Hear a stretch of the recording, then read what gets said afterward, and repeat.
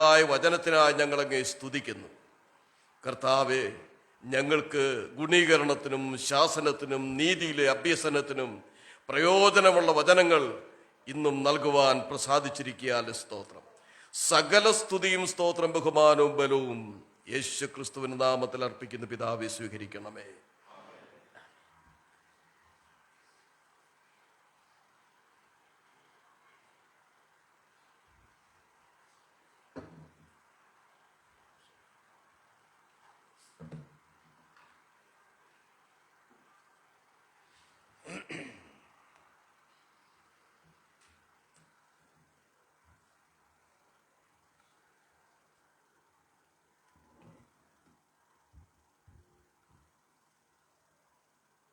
ദൈവനാമത്തിന് മഹത്വം ഉണ്ടാകട്ടെ. ഈ ദേശത്ത് ഒരു പ്രാവശ്യം കൂടെ കടന്നു വന്ന് നിങ്ങളോട് ചേർന്ന് ആത്മീയ കൂട്ടായ്മ അനുഭവിപ്പാനും കർത്താവിൻ്റെ വചനം പങ്കുവയ്ക്കുവാനും ദൈവം തന്ന അവസരത്തെ ഓർത്ത് ഞാൻ ദൈവത്തെ സ്തുതിക്കുന്നു. ഇവിടെയുള്ള സഭയിലെ വിശ്വാസികൾ മാത്രമല്ല, ചുറ്റുപാടുമുള്ള ചില സഹോദരന്മാരും കർത്താവിൻ്റെ ദാസന്മാരോടും ചേർന്ന് ലഭിച്ച ഈ കൂട്ടായ്മ ഓർത്തും ഞാൻ വളരെ സന്തോഷിക്കുകയും ദൈവത്തെ മഹത്വപ്പെടുത്തുകയും ചെയ്യുന്നു. നമ്മൾ കഴിഞ്ഞ ദിവസം ഓർത്തത് വിശ്വാസിയുടെ ഒരുക്കവും കർത്താവിൻ്റെ വരവും എന്ന വിഷയമാണല്ലോ. ഒരു പാട്ട് പാടിയപ്പോൾ നമ്മളിങ്ങനെ പാടി, കൺകൾ കൊതിച്ചിടുന്നു, ഉള്ളം തുടിച്ചിടുന്നു, നാഥ നിന്നുടെ വരവിനായി. അതിന് പാട്ടുകാരൻ പറഞ്ഞ കാര്യം നിങ്ങൾ ശ്രദ്ധിച്ചോ? പാരിൽ കഷ്ടതകളേറുന്നു, അതുകൊണ്ട് വരണമെന്ന് അദ്ദേഹം പാടിയത്. അത് ശരിയാ. പക്ഷെ നമ്മൾ കർത്താവ് വരാൻ വേണ്ടി പാടുന്നതും ആഗ്രഹിക്കുന്നതും കഷ്ടത തീരുവാൻ വേണ്ടി ആയിരിക്കരുത്. കർത്താവിനെ കാണുവാനുള്ള അമിതമായ ആവേശം കൊണ്ടും ആഗ്രഹം കൊണ്ടും ആയിരിക്കണം. നമ്മൾ കഴിഞ്ഞ ആഴ്ച ഓർത്തത്, കർത്താവ് മധ്യാകാശത്തിൽ വന്ന് നമ്മളെ ചേർക്കുന്നതിന് നമുക്ക് പ്രത്യേക ഒരുക്കമൊന്നും ആവശ്യമില്ല. രക്ഷിക്കപ്പെട്ടു എന്ന ഒരേ ഒരു കാരണത്താൽ നമ്മളവിടെ എത്തിയിരിക്കും എന്നുള്ളതാണ് ഓർത്തത്. പിന്നെ നമ്മൾ ഒരുങ്ങേണ്ടത് എന്തിനാണെന്ന് ചോദിച്ചാൽ, അതിനുശേഷമുള്ള നിത്യത്തിലേക്കുള്ള നമ്മുടെ പ്രവേശനം, പ്രതിഫലം പ്രാപിക്കുക, 1000 ആണ്ട് വാഴ്ചയിൽ കർത്താവിനോടുകൂടെ വാഴുക, ഈ വക കാര്യത്തിന് വേണ്ടിയാണ് ഒരുങ്ങേണ്ടത് എന്ന് നാം ചിന്തിക്കുകയുണ്ടായി. അതിന് നാം കൊടുത്ത ഒരു വാക്ക് എങ്ങനെയായിരുന്നു? ഈ ഭൂമിയിൽ വിശ്വാസ വീരന്മാരായി ജീവിക്കണം. അതിൻ്റെ ആവശ്യകതയാണ് നമ്മൾ കഴിഞ്ഞ ദിവസം ഓർത്തത്. ചില കാര്യങ്ങൾ ഓർക്കുകയും ദാവീദിൻ്റെ കൂടെ ഉണ്ടായിരുന്ന വിശ്വാസ വീരന്മാരിൽ ഒരുവനായ ബെനായാവിനെ കുറിച്ച് ചില കാര്യങ്ങൾ ഓർത്താണ് നമ്മൾ അവസാനിപ്പിച്ചത്. വാസ്തവത്തിൽ നമ്മുടെ പഠനം എന്ന് പറയുന്നത് എബ്രായലേഖനം 11-ാം അധ്യായമാണ്. അതിൽ 19 പേരുടെ പേര് എഴുതിയിട്ടുണ്ട്. എബ്രായലേഖനം 11-ാം അധ്യായത്തിൽ നമ്മൾ സാധാരണ പറയുന്നത് അത് വിശ്വാസ വീരന്മാരുടെ പട്ടികയെന്ന, അവരെല്ലാം വീര്യത്തോടെ ജീവിച്ചതിൻ്റെ അടിസ്ഥാനത്തിൽ അവരുടെ പേരുകൾ അവിടെ വന്നു. ചിലരുടെയൊക്കെ പ്രവൃത്തികളും രേഖപ്പെടുത്തിയിട്ടുണ്ട്, ചിലരുടെ പേര് മാത്രം. എന്തായിരുന്നാലും നമ്മുടെ ഈ ഒരു ക്ലാസ് കൊണ്ടോ അല്ലെങ്കിൽ നാളത്തെ ഒരു മീറ്റിംഗ് കൊണ്ടോ അതെല്ലാം ചിന്തിപ്പാൻ സാധിക്കത്തില്ല, നമുക്കറിയാമല്ലോ. ഇന്ന് നമുക്കതിൽ ഒരാളുടെ കാര്യം ഒന്ന് ചിന്തിക്കാം എന്ന് വിചാരിക്കുന്നു. എബ്രായലേഖനം 11-ാം അധ്യായം അതിൻ്റെ 4-ാമത്തെ വാക്യമാണ് നാം പ്രാരംഭമായിട്ട് വായിക്കുവാനായിട്ട് ഉദ്ദേശിക്കുന്നത്. ഹെബ്രൂസ് ചാപ്റ്റർ 11 വേഴ്സ് 4. വിശ്വാസത്താൽ ഹാബേൽ ദൈവത്തിന് കയീന്റേതിലും ഉത്തമമായ യാഗം കഴിച്ചു, അതിനാൽ അവന് നീതിമാൻ എന്ന സാക്ഷ്യം ലഭിച്ചു. ദൈവം അവന്റെ വഴിപാടിന് സാക്ഷ്യം കൽപ്പിച്ചു. മരിച്ച ശേഷവും അവൻ വിശ്വാസത്താൽ സംസാരിച്ചു കൊണ്ടിരിക്കുന്നു. ഒറ്റ വാക്യമേ ഉള്ളൂ ഹാബേലിനെ കുറിച്ച് പറഞ്ഞിരിക്കുന്നത് എബ്രായലേഖനത്തിൽ. ഉൽപ്പത്തി പുസ്തകത്തിൽ അദ്ദേഹവും അദ്ദേഹത്തിൻ്റെ സഹോദരനായ കയീനും കഴിച്ച യാഗത്തെക്കുറിച്ച് 2-3 വാക്യങ്ങളുണ്ട്. നാം ചിന്തിക്കുന്നത് ഈ ഒരു വാക്യത്തെ അടിസ്ഥാനപ്പെടുത്തിയ ഹാബേൽ എങ്ങനെയാണ് വിശ്വാസ വീരന്മാരുടെ പട്ടികയിൽ വന്നത്? തൻ്റെ ഒരു യാഗാർപ്പണമാണ്, മറ്റൊന്നുമല്ല. ഇവിടെ ഹാബേലിനെ കുറിച്ചും കയീനെ കുറിച്ചും 2 വാക്ക് പറയേണ്ടത് ആവശ്യമുണ്ട്. ആദമും ഹവ്വയ്ക്കും ജനിച്ച കയീൻ എന്ന മകൻ, കയീൻ ജനിച്ചു കഴിഞ്ഞപ്പോൾ അവര് അവന്റെ ആരോഗ്യവും പുഷ്ടിയും ഒക്കെ കണ്ടിട്ട് കൈവശം കിട്ടി എന്നർത്ഥമുള്ള കയ്യൻ എന്ന് പേരിട്ടു. കൈവശം കിട്ടി. ഹവ്വയ്ക്കൊരു തെറ്റിദ്ധാരണ ഉണ്ടായത്, യഹോവ പറഞ്ഞായിരുന്നല്ലോ, സ്ത്രീയുടെ സന്തതി സർപ്പത്തിന്റെ തല തകർക്കും, അത് എൻ്റെ സന്തതിയായ കയ്യിലൂടെ ആയിരിക്കും എന്ന് കരുതിയാണ് കൈവശം കിട്ടിപ്പോയി എന്ന പേര് വരുന്ന കയ്യൻ എന്ന പേര് അവൾ ഇട്ടത്. പിന്നെ ജനിച്ച മകന് നമ്മുടെ ഭാഷയിൽ പറഞ്ഞാൽ ഒരു അശുവായിരുന്നു. അശു തീരെ ഒന്നുമില്ലായിരുന്നു. അതിന് ശ്വാസം എന്നർത്ഥം വരുന്ന ഹാബേൽ എന്നും പേരിട്ടു. മനുഷ്യരുടെ ദൃഷ്ടിയിലെ കാര്യങ്ങൾ പോകുന്ന പോക്കെ. ഒരു കുഞ്ഞിന് ജനിച്ചപ്പോൾ അവനെ കണ്ടപ്പോൾ പൊതുവെ പുഷ്ടിയുള്ളതായിട്ട് തോന്നിയത് കൊണ്ട് കൈവശം കെട്ടിയെന്ന് പറഞ്ഞ് കൈനെന്ന് പേരിട്ടു. അടുത്തവൻ ജനിച്ചപ്പോൾ അവൻ തീരെ കുഞ്ഞായതുകൊണ്ട് അല്ലെങ്കിൽ അശുവായതുകൊണ്ട് ശ്വാസം എന്ന് അർത്ഥം വരുന്ന ഹാബേൽ എന്ന് പേരിട്ടു. അപ്പനും അമ്മയ്ക്കും തെറ്റും പറ്റാം ശരിയും പറ്റാം, അതവിടെ നിൽക്കട്ടെ. എന്തായിരുന്നാലും മനുഷ്യന്റെ ദൃഷ്ടിയിലെ കാര്യമാണ് ഞാനിവിടെ പ്രാരംഭമായിട്ട് പറഞ്ഞത്. എന്നാൽ വിശ്വാസ വീരന്മാരുടെ പട്ടികയിൽ വന്നതാരാ? ഹാബേല, കയീനല്ല. പെട്ടെന്ന് രണ്ട് കാര്യം പറയാം. ഒരു ശൗല് ഒരു രാജാവായിട്ട് വാണു, പിന്നാലെ ഒരു ദാവീദ് രാജാവായിട്ട് വാണു. ഇവരെ കുറിച്ച് പറയുമ്പോൾ ശൗലിനെ കുറിച്ച് പറയുന്ന പറച്ചിലാണ്, അവന് ഇസ്രായേൽ മക്കളുടെ നടുവിൽ നിന്നാൽ എല്ലാവരെക്കാളും തോൾ മുതൽ പൊക്കം കൂടുതലാണ്. ഏത് ആൾക്കൂട്ടത്തിൽ നിന്നാലും ശൗലിനെ ദൂരെ നിന്നേ കാണാം. അവൻ ബെന്യാമിൻ ഗോത്രക്കാരനാണ്. ബെന്യാമിൻ എന്ന് പറഞ്ഞ വാക്കിന്റെ അർത്ഥം കടിച്ചു കീറുന്ന ചെന്നായി എന്നാണ്. ഇപ്പൊ കടിച്ചു കീറുന്ന ചെന്നായി എന്ന സ്വഭാവത്തോടു കൂടെ വണ്ണവും പൊണ്ണവും നീളവും ഒക്കെ ഉള്ളവനാണ് ശൗൽ എന്നർത്ഥം. ആൾക്കാർ കാണുമ്പോൾ അവനെ ഒരു പ്രതാപത്തോടെ കാണുന്നത്. എന്നാൽ ദാവീദിനെ സംബന്ധിച്ച് ശമൂവേല് ദാവീദിന്റെ ഭവനത്തിൽ ചെന്നിട്ട് അവന്റെ അപ്പനോട് ചോദിക്കുന്നു മക്കളെ കുറിച്ച്. ഓരോ മക്കളെ വരുത്തി അവസാനം ചോദിച്ചു, ഇനി ആരുമില്ലേ? ഇശായിയുടെ മറുപടി, ഇനി ഒരുവനുണ്ട്, അവൻ ഇളയവനാ. പറത്ത് കേട്ടാലേ അറിയാം, അവന് ഒരു പയ്യനാ, അവൻ ആടുകളെ നോക്കുക എന്ന് പറഞ്ഞാൽ അവന്റെ കയ്യിരിക്കുന്ന വടിയുണ്ടല്ലോ, ഈ ആടിനെയൊക്കെ അഴിച്ച് നാറുന്നൊരു വടിയുമായിട്ടൊക്കെ നടക്കുന്ന ഒരു പയ്യനാണ്. സ്വന്തം അപ്പൻ പറഞ്ഞ കാര്യമാണ്. ശമൂല് പറഞ്ഞു അവനെ വരുത്താൻ പറഞ്ഞു. അവനെ വരുത്തി അവനെ അഭിഷേകം ചെയ്തു രാജാവാക്കി. വിശ്വാസ വീരനായി തീർന്ന ആരാ? ശൗലാണോ ദാവീദാണോ? ദാവീദ് വീരനായെന്ന് മാത്രമല്ല, ദാവീദ് രാജാവായെന്ന് മാത്രമല്ല, തന്റെ കൂടെ 37 വീരന്മാരെ താൻ പണിതെടുത്തു. മനുഷ്യൻ കണ്ണിൽ കാണുന്നത് നോക്കുന്നു, വണ്ണവും പൊണ്ണവും നീളവും ഒക്കെ നോക്കുന്നു, പണം നോക്കുന്നു, പ്രതാപം നോക്കുന്നു, പാരമ്പര്യം നോക്കുന്നു. കർത്താവ് നോക്കുന്ന അതല്ല, ഹൃദയങ്ങളെ കർത്താവ് നോക്കുന്നു. ഇവിടെ കയീനും ഹാബേലും തമ്മിൽ വ്യത്യാസമുണ്ട്. കാഴ്ചയിൽ വ്യത്യാസമുണ്ട്, ചിന്താഗതിയിൽ വ്യത്യാസമുണ്ട്. ഇവിടെ നമ്മൾ ചിന്തിക്കാൻ പോകുന്നത് ഹാബേലിനെ കുറിച്ചാണ്. ഞാൻ പറയട്ടെ, ലോകം നമ്മൾ എങ്ങനെയും കാണട്ടെ, നമ്മുടെ ബന്ധുക്കാർ, സ്വന്തക്കാർ, അയൽക്കാർ എങ്ങനെയും കാണട്ടെ, വാസ്തവത്തിൽ നല്ല ഒരു മനസാക്ഷിയുടെ ഉടമയായിട്ട് നമ്മൾ ജീവിക്കണം.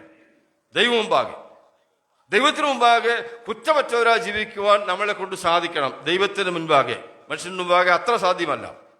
അത് ഏറ്റവും പ്രധാനപ്പെട്ട കാര്യമാണ്. നമ്മൾ വിശ്വാസത്തിൽ വീരന്മാരായി തീർക്കുവാനായിട്ട് ഏക മാർഗം അതേ ഉള്ളൂ. മനുഷ്യര് കാണത്തക്കതുപോലെ നമ്മുടെ കാര്യങ്ങൾ ചെയ്ത് ഞാൻ വീരനാണ് എന്ന് ബോധ്യപ്പെടുത്താനുള്ള ശ്രമം നമുക്ക് വേണ്ട. കർത്താവ് നമ്മളെ വീരന്മാരായിട്ട് പരിഗണിക്കേണ്ടതിനായിട്ട് നമ്മളെ തന്നെ സമർപ്പിക്കണം എന്ന പറഞ്ഞതിന്റെ അർത്ഥം. ഇനി ഇവിടെ ഹാബേലിനെ കുറിച്ച് വായിച്ച ഒരു വാക്ക് എന്ന് പറയുന്നത്, ഹാബേല് യാഗം കഴിച്ചത് ഇവിടെ വായിക്കുന്നത് വിശ്വാസത്താൽ ഹാബേല് കയീന്റേതിലും ഉത്തമമായ യാഗം കഴിച്ചു. നമ്മുടെ വിഷയം വിശ്വാസ വീരന്മാരാണ്.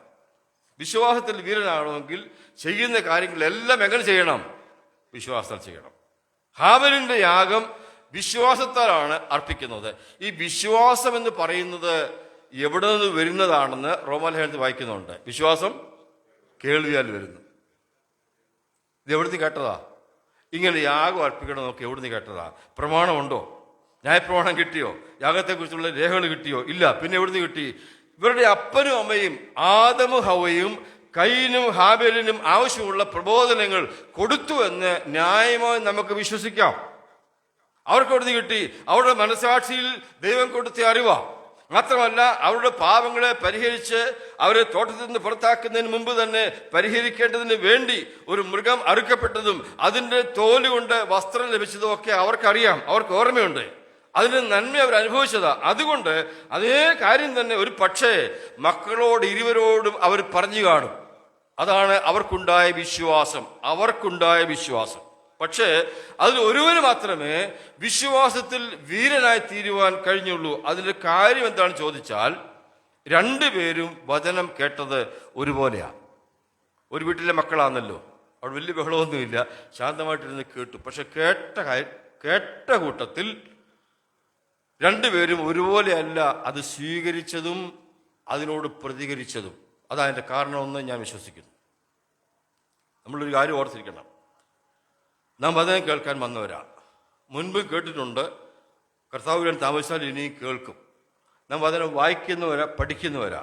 വായിക്കുക, പഠിക്കുക, ധ്യാനിക്കുക ഒക്കെ ചെയ്യുമ്പോഴും വചനം കേൾക്കുമ്പോഴും മീറ്റിങ്ങുകൾക്ക് പോകുമ്പോഴും ഒരു കാര്യം നമ്മൾ വളരെ ശ്രദ്ധയോടെ ചെയ്യേണ്ടത്, എന്നോട് സംസാരിക്കണമേ, എനിക്ക് ആവശ്യമുള്ള തരണമേ, എൻ്റെ കുറവുകളെ ബോധ്യപ്പെടുത്തണമേ എന്ന് പറഞ്ഞു വേണം നമ്മൾ പ്രാർത്ഥിച്ചു വേണം നമ്മൾ പോകുവാൻ. ഞാൻ ഓരോ മീറ്റിങ്ങുകൾക്ക് പോകുമ്പോഴും പറയുന്നൊരു കാര്യമുണ്ട്, പ്രാർത്ഥിക്കും, കർത്താവേ എന്നോട് സംസാരിക്കണം, എൻ്റെ കുടുംബത്തോട് സംസാരിക്കണം, ഞാൻ ഉൾക്കൊണ്ട് നിൽക്കുന്ന പ്രാദേശിക സഭയോട് സംസാരിക്കണം. അങ്ങനെ പറഞ്ഞാണ് ഓരോ മീറ്റിങ്ങുകൾക്കും സഭാ ഹാളിലേക്ക് പോകുന്നത്.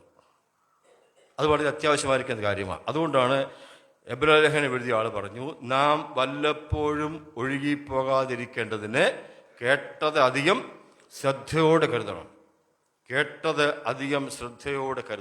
ഇല്ലെങ്കിൽ ഒഴുകിപ്പോകുവാൻ സാധ്യതയുണ്ട്. പിന്നെ ഈ കേൾക്കുന്ന കാര്യം പറഞ്ഞപ്പോൾ കർത്താവ് പല പ്രാവശ്യം പറഞ്ഞൊരു വാക്കുണ്ട്, കേൾപ്പാൻ ചെവിയുള്ളവൻ. ഈ ലൂക്കോസ് സുവിശേഷം 14-ാം അധ്യായം നിർത്തി. ലൂക്കോസ് സുവിശേഷം 14-ാം അധ്യായം അതിൻ്റെ ഏറ്റവും അവസാനത്തെ വാക്യത്തിൽ പറയുന്നത്, അവസാനത്തെ വാക്യം മാത്രമല്ല, അവസാനത്തെ വാക്ക് എന്താ നോക്കിക്കേ. ലൂക്കോസ് 14-ന്റെ ഏറ്റവും അവസാനത്തെ വാക്ക്, കേൾപ്പാൻ ചെവിയുള്ളവൻ കേൾക്കട്ടെ. നമുക്കറിയാമല്ലോ, ഈ പുസ്തകം എഴുതുമ്പോൾ ഇത് എഴുതിയത് അധ്യായവും വാക്യവും ക്രമത്തിലൊന്നുമല്ല. പ്രിന്റ് ചെയ്യുന്ന സൗകര്യത്തിലാണ് അധ്യായവും വാക്യവും ഒക്കെ ക്രമത്തിലാക്കിയത്. അങ്ങനെയെങ്കിൽ അടുത്ത വാക്യം ഒന്ന് വായിച്ച്, കേൾപ്പാൻ ചെവിയുള്ളവൻ കേൾക്കട്ടെ. പിന്നെന്തുവാ? ചുങ്കക്കാരും പാപികളും കേൾപ്പാൻ വന്നു. സമൂഹത്തിൽ വെറുക്കപ്പെട്ടവരാ, അറയ്ക്കപ്പെട്ടവരാ, തള്ളപ്പെട്ടവരാ ചുങ്കക്കാരും പാപികളും. അവര് വചനം കേൾപ്പാൻ വന്നു. അടുത്ത വാക്യം എന്നാ?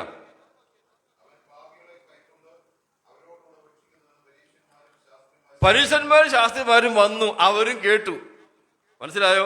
ചുങ്കക്കാരും പാപികളും വന്നു കേട്ടു, പരീശന്മാരും ശാസ്ത്രിമാരും വന്നു കേട്ടു. അവർക്കുള്ള പ്രതികരണം എന്തെന്നറിയാമോ? അവൻ പാപികളോടുകൂടെ ഭക്ഷിക്കുന്നു. നീ എന്തിനാ കേൾക്കാൻ വന്നേ? നീ കേൾക്കാൻ വന്നത് എന്നോട് സംസാരിക്കണമേ എന്ന് പറയുന്നുകൊണ്ടല്ല വന്നത്. പിന്നെ അവനെ പാപികളോട് ഇരിക്കുന്നത് കണ്ടുപിടിക്കാൻ വന്നവരാ. മനസ്സിലായോ ഞാൻ പറഞ്ഞേ?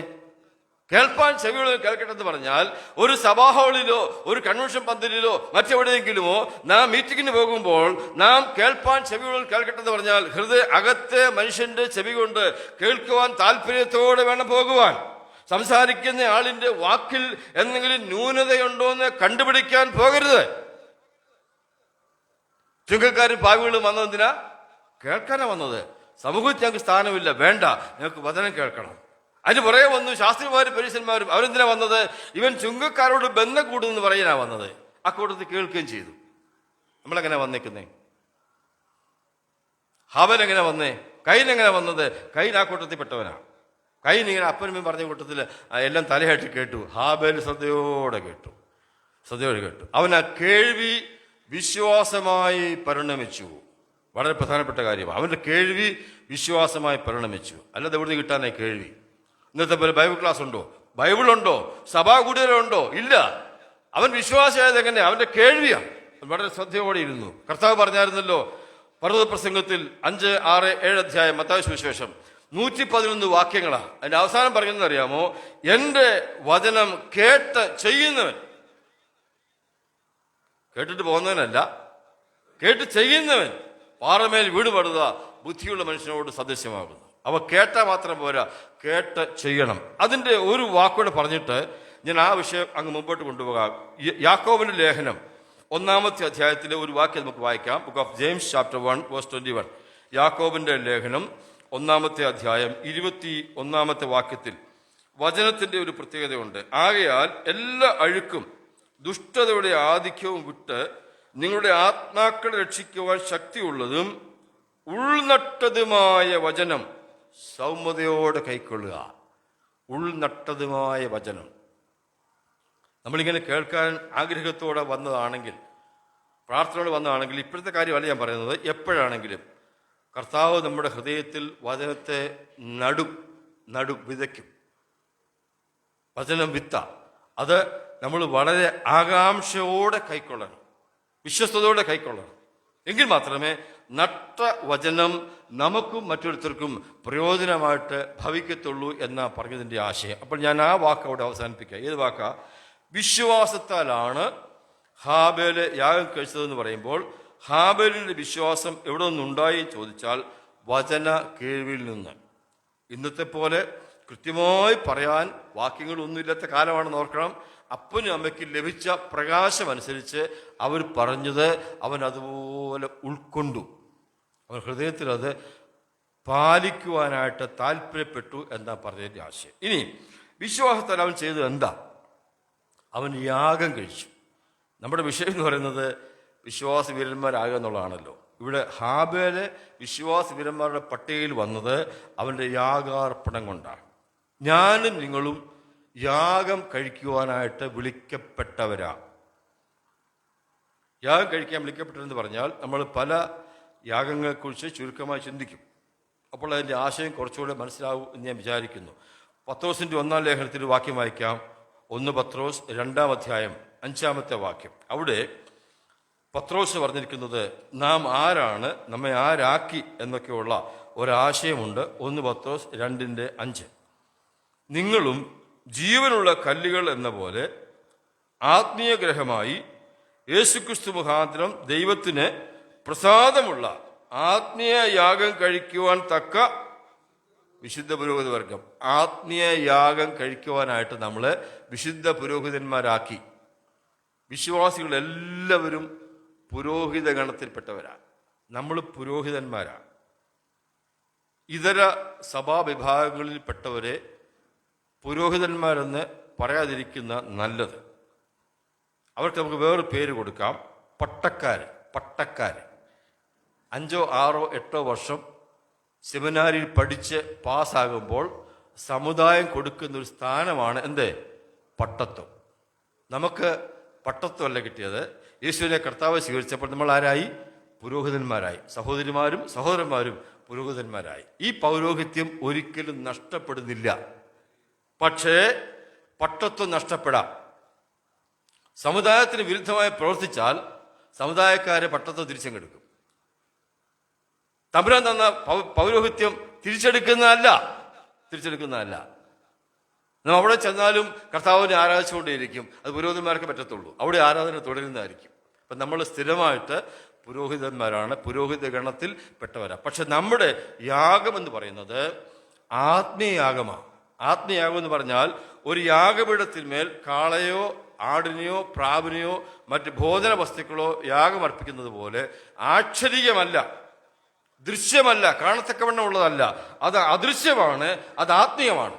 ആത്മീയ യാഗം കഴിക്കുവാനായിട്ട് നമ്മളെ ആത്മീയ പുരോഹിതന്മാരാക്കിയിരിക്കുക.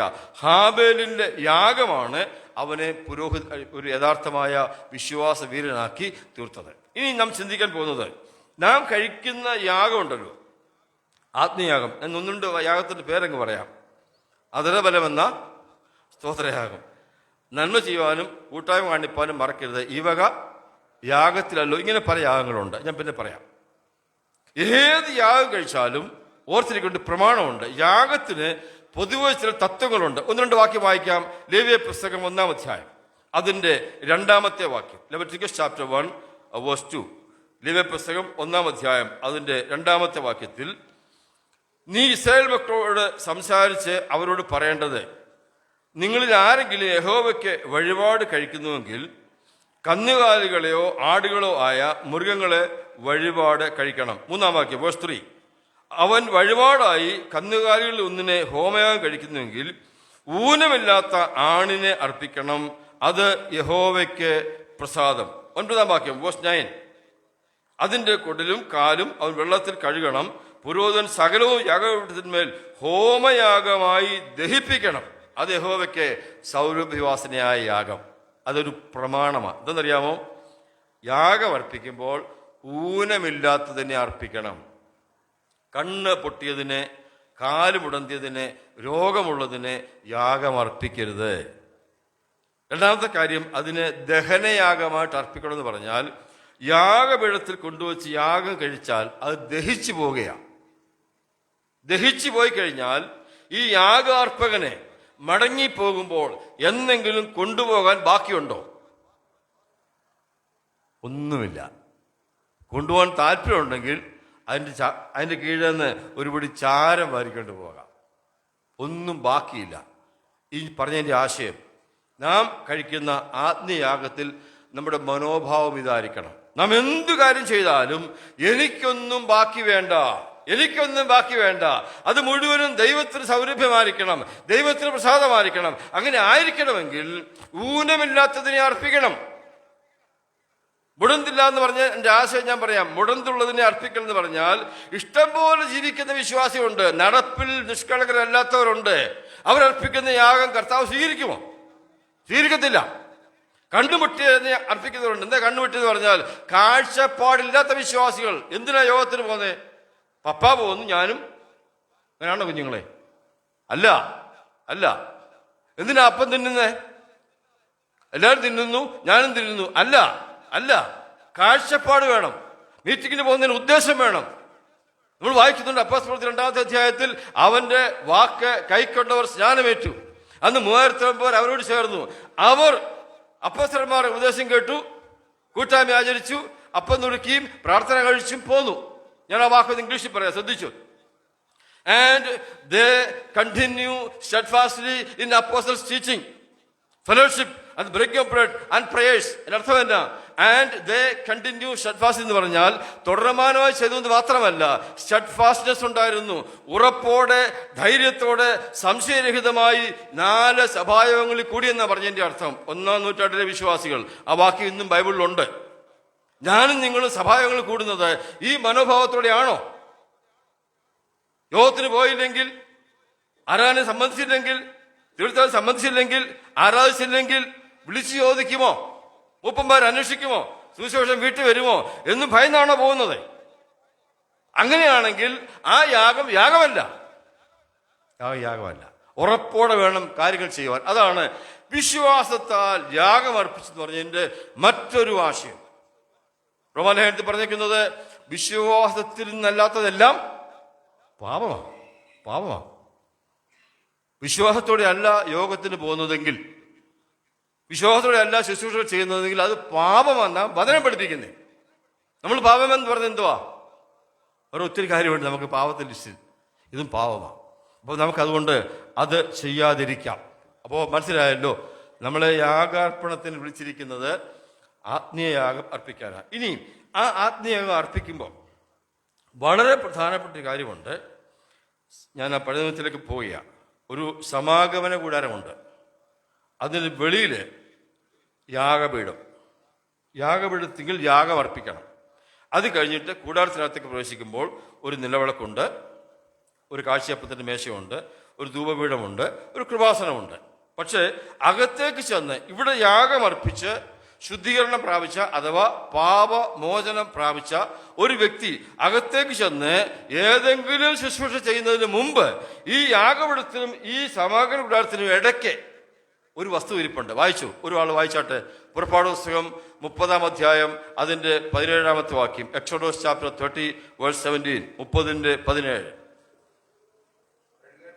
ആ ആ ആ ആ അതിൽ കയ്യും കാലും കഴുകണം. എന്തിനാ? ഇവിടെ രക്തം ചൊരിഞ്ഞിട്ട്, മൃഗത്തിന്റെ രക്തം ചൊരിഞ്ഞിട്ട് അതിന്റെ അടിസ്ഥാനത്തിൽ പാപമോചനം പ്രാപിച്ച ആളുകൾ അകത്തേക്ക് പ്രവേശിച്ച് മറ്റേതെങ്കിലും ശുശ്രൂഷയിൽ കൈവയ്ക്കുന്നതിന് മുൻപ് ആ കൂടാരത്തിനും യാഗപീഠത്തിനും ഇടയ്ക്ക് ഒരു പിത്തളത്തൊട്ടി ഇരിപ്പുണ്ട്, അതിനകത്ത് വെള്ളം വെച്ചിട്ടുണ്ട്. ആ വെള്ളം കൊണ്ട് കൈയും കാലും കഴുകണം. കയ്യ് പ്രവൃത്തിയെ കാണിക്കുന്നു, കാല് നടപ്പിനെ കാണിക്കുന്നു.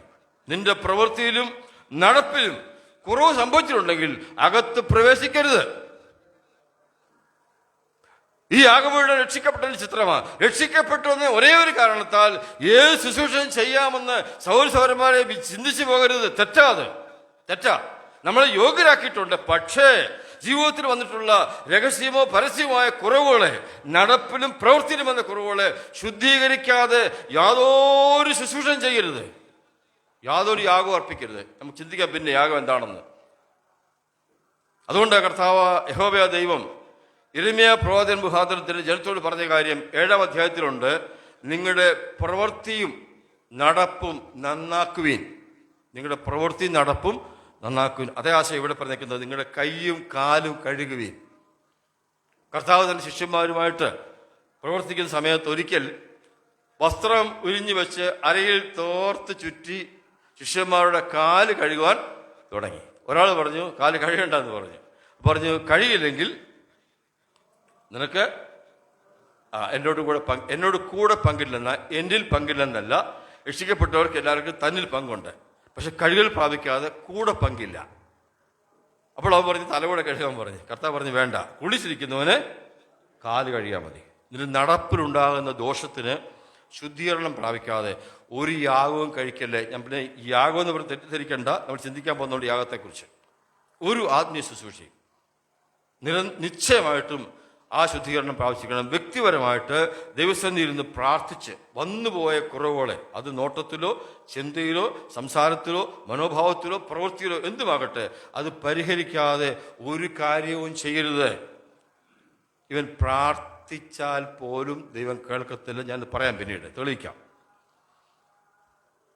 അത്രമാത്രം ഗൗരവമാണ് ക്രിസ്തുജീവിതം. നമ്മുടെ വിഷയം എന്തെന്നറിയാമോ? വിശ്വാസത്തിന്റെ ഒരുക്കവും കർത്താവിക സമയത്തും വരാം. നമ്മൾ ഒരുങ്ങുന്നതെന്നറിയാമോ? അതിനുശേഷം ലഭിക്കാൻ പോകുന്ന പ്രതിഫലത്തിന് വേണ്ടിയാണ്. അതിനുവേണ്ടി ഈ നിലയിലുള്ള വീര്യപ്രവൃത്തികൾ ചെയ്യുവാൻ ഞാനും നിങ്ങളും തയ്യാറായില്ലെങ്കിൽ മുഷ്കിൽ സെ ബദികയാന്ന് പറയും ഹിന്ദിയിൽ. കഷ്ടിച്ച് രക്ഷപ്പെട്ടു. അത് മതിയോ? അത് പോരാ. അവിടെ ചെന്നാൽ പോരാ. അപ്പോൾ ശുദ്ധീകരണത്തിൻ്റെ കാര്യം പറഞ്ഞത് മനസ്സിലായല്ലോ. ഇനി ഈ ശുദ്ധീകരണത്തിന് അല്ലെങ്കിൽ ഈ യാഗത്തിന് ഞാൻ പറഞ്ഞല്ലോ, ആദ്യം അധരബലമെന്ന, അത് ഈ വാഗണ്ട പറയുന്നത് അല്ലേ? വാഗണ്ട ഹൃദയത്തിൽ നിന്ന് വരുന്ന നന്മ ചെയ്യുക, കൂട്ടായ്മ കാണിക്കുക. അതെന്തുകൊണ്ടാണ് ചെയ്യുന്നത്? ഈ കൈ കൊണ്ടാണ് ചെയ്യുന്നത്. സുവിശേഷ വേല ഒരു യാഗമാണ്. വായിക്കാൻ പോവാം പിന്നെ വാക്യം. അതും നമ്മൾ ചെയ്യുന്നത് കൈ കൊണ്ടും കാലുകൊണ്ടും ശരീരം കൊണ്ടുമാണ്. അപ്പോൾ ഏതൊരു ആത്മീയയാഗം കഴിച്ചാലും എന്തുകൊണ്ടാണ് ചെയ്യുന്നത്? ഈ ശരീരം കൊണ്ടാണ്. അപ്പോൾ ആദ്യ യാഗം അർപ്പിക്കുന്നതിന് മുൻപ് ചെയ്യേണ്ട ഒരു കാര്യമുണ്ട്.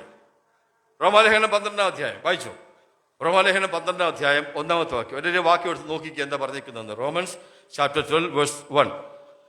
റോമാലേഖനം 12-ാം അധ്യായം 1-ാമത്തെ വാക്യം.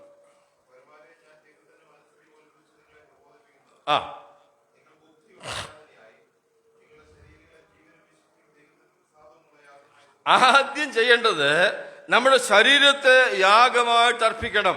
ഈ കൈ കൊണ്ടാണ് മറ്റ് യാഗങ്ങൾ കഴിക്കാൻ പോകുന്നത്. ഈ കൈ കൊണ്ട് കൂട്ടായ്മ കൊടുക്കാൻ പോകുന്നത്. ഈ വാഗൊണ്ട സ്തോത്രമെന്ന് യാഗം അർപ്പിക്കാൻ പോകുന്നത്. അതിനു മുമ്പ് നാം നമ്മുടെ ശരീരത്തെ തന്നെ പൂർണ്ണമായിട്ട് യാഗമായിട്ട് അർപ്പിക്കണം. ദൈവത്തിന് പ്രസാദമുള്ള ഒരു ജീവിതം നയിക്കണമെന്ന പറഞ്ഞതിൻ്റെ ആശയം.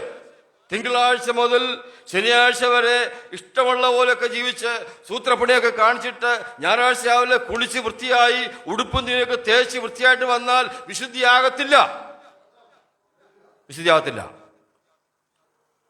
അന്ന് വന്നിട്ട് ഉറച്ച് വാടിയാലും പ്രയോജനമില്ല. അതിന് പ്രിയമുള്ളവരെ, ഇത് തെളിച്ച് പറയാനാണ് എൻ്റെ താല്പര്യം. നമ്മുടെ സഭാകുടി വരവുകളിൽ വ്യത്യാസം വന്നേ ഒക്കത്തുള്ളൂ. യാഗം അർപ്പിക്കാൻ വിളിക്കപ്പെട്ടവരാ. ആ യാഗം അവിടെ എത്തണമെങ്കിൽ നമ്മുടെ ശരീരത്തെ ജീവനും വിശുദ്ധിയുള്ള യാഗമായി തന്നെ സമർപ്പിക്കണം ആദ്യം. അതുകൊണ്ട് പൗലോസ് പറഞ്ഞത്, നിങ്ങളുടെ ശരീരം ദൈവത്തിന്റെ മന്ദിരമാണ്. ദൈവത്തിന്റെ ആത്മാവ് വസിക്കുന്നുണ്ട്. നിങ്ങൾ ശരീരം കൊണ്ട് ദൈവത്തെ മഹത്വപ്പെടുത്തുവേൻ. ഈ ശരീരം നമ്മിലുള്ള മനുഷ്യാത്മാവ് വിട്ടുപോയാൽ മരിക്കുന്നു, പിന്നെ ശവമായി തീരുന്നു. ഒരു ഗുണവുമില്ലാത്ത ശരീരമാണ്. പിന്നീട്. പക്ഷെ അതുള്ളിടത്തോളം കാലം വളരെ വിലപ്പെട്ടതാണ്. ഈ ശരീരം കൊണ്ട് ദൈവത്തെ മഹത്വപ്പെടുത്തണം. ഞാനൊരു പ്രത്യേക വാക്ക് പറയാൻ ഉദ്ദേശിക്കുകയാണ്. ഇവിടെ ഇരിക്കുന്ന ചെറുപ്പക്കാർ പലരുമുണ്ടല്ലോ, അവരെ ഉദ്ദേശിച്ചുകൊണ്ടാണ് പറയുന്നത്.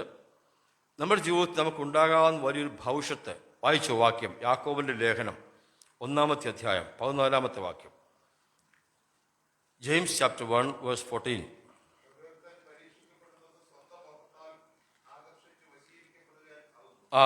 പരീക്ഷിക്കപ്പെടുന്നത് ഇത് ലസ്റ്റ, മോഹമാണ്. സ്വന്തം മോഹത്താൽ ആകർഷിക്കപ്പെട്ട് വശീകരിക്കപ്പെടുകയല്ല. ബാക്കി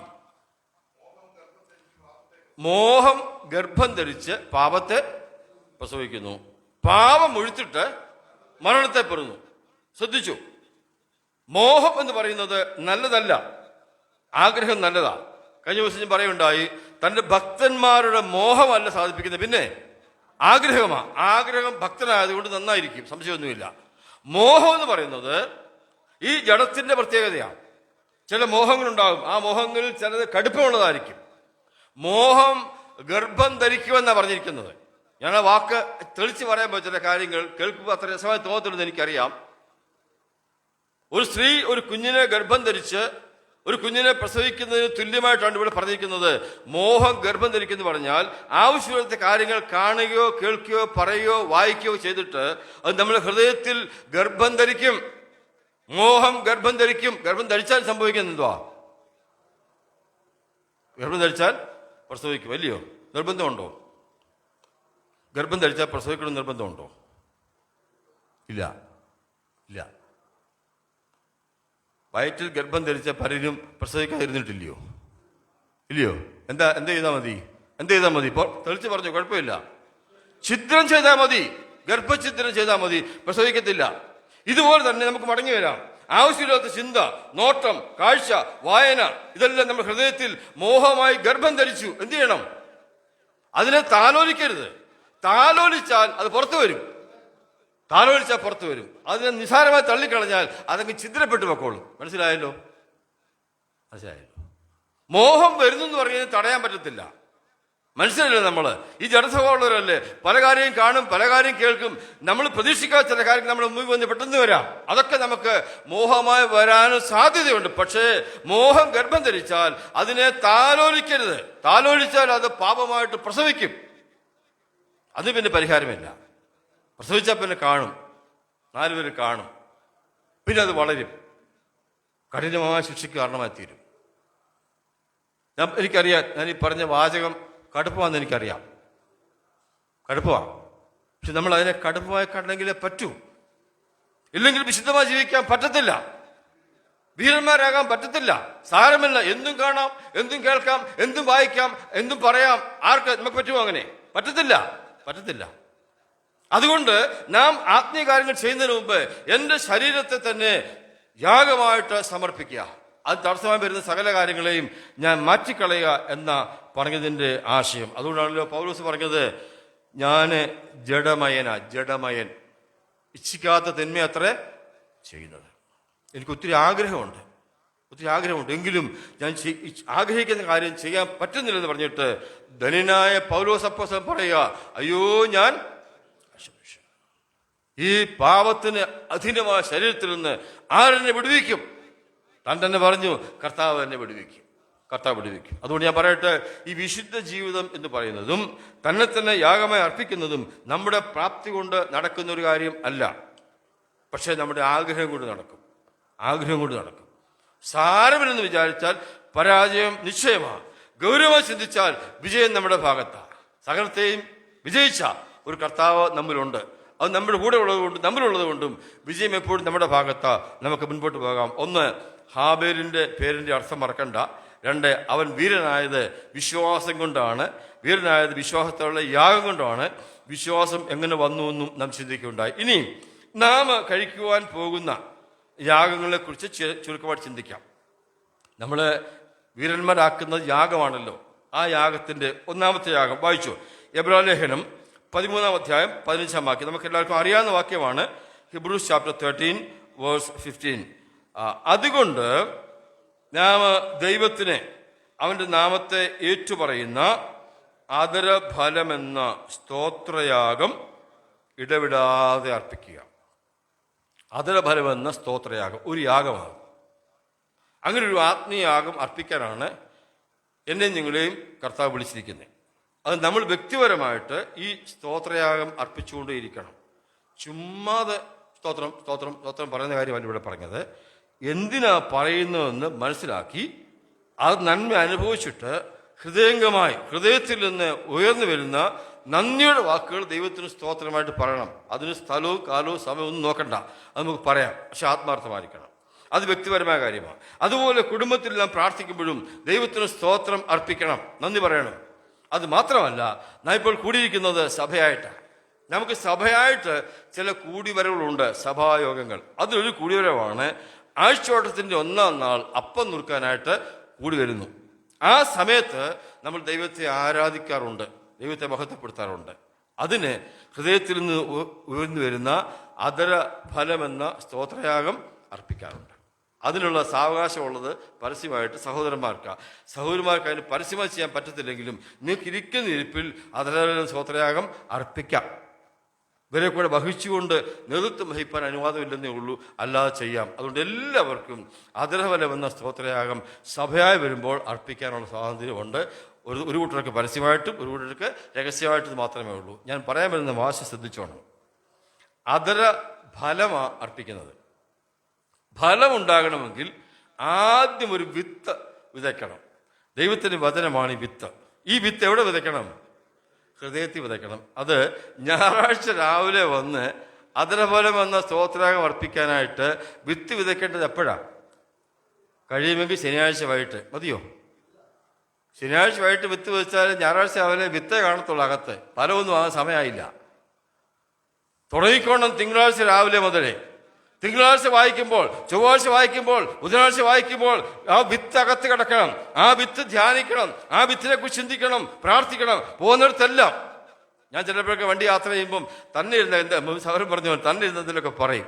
നമുക്ക് ഭാഗ്യപരമായിരിക്കുന്ന അവസ്ഥയല്ലേ, കർത്താവിനോട് പറയാം, പ്രാർത്ഥിക്കാം, സംസാരിക്കാം, വായിച്ച് വചനത്തെക്കുറിച്ച് ചിന്തിക്കാം.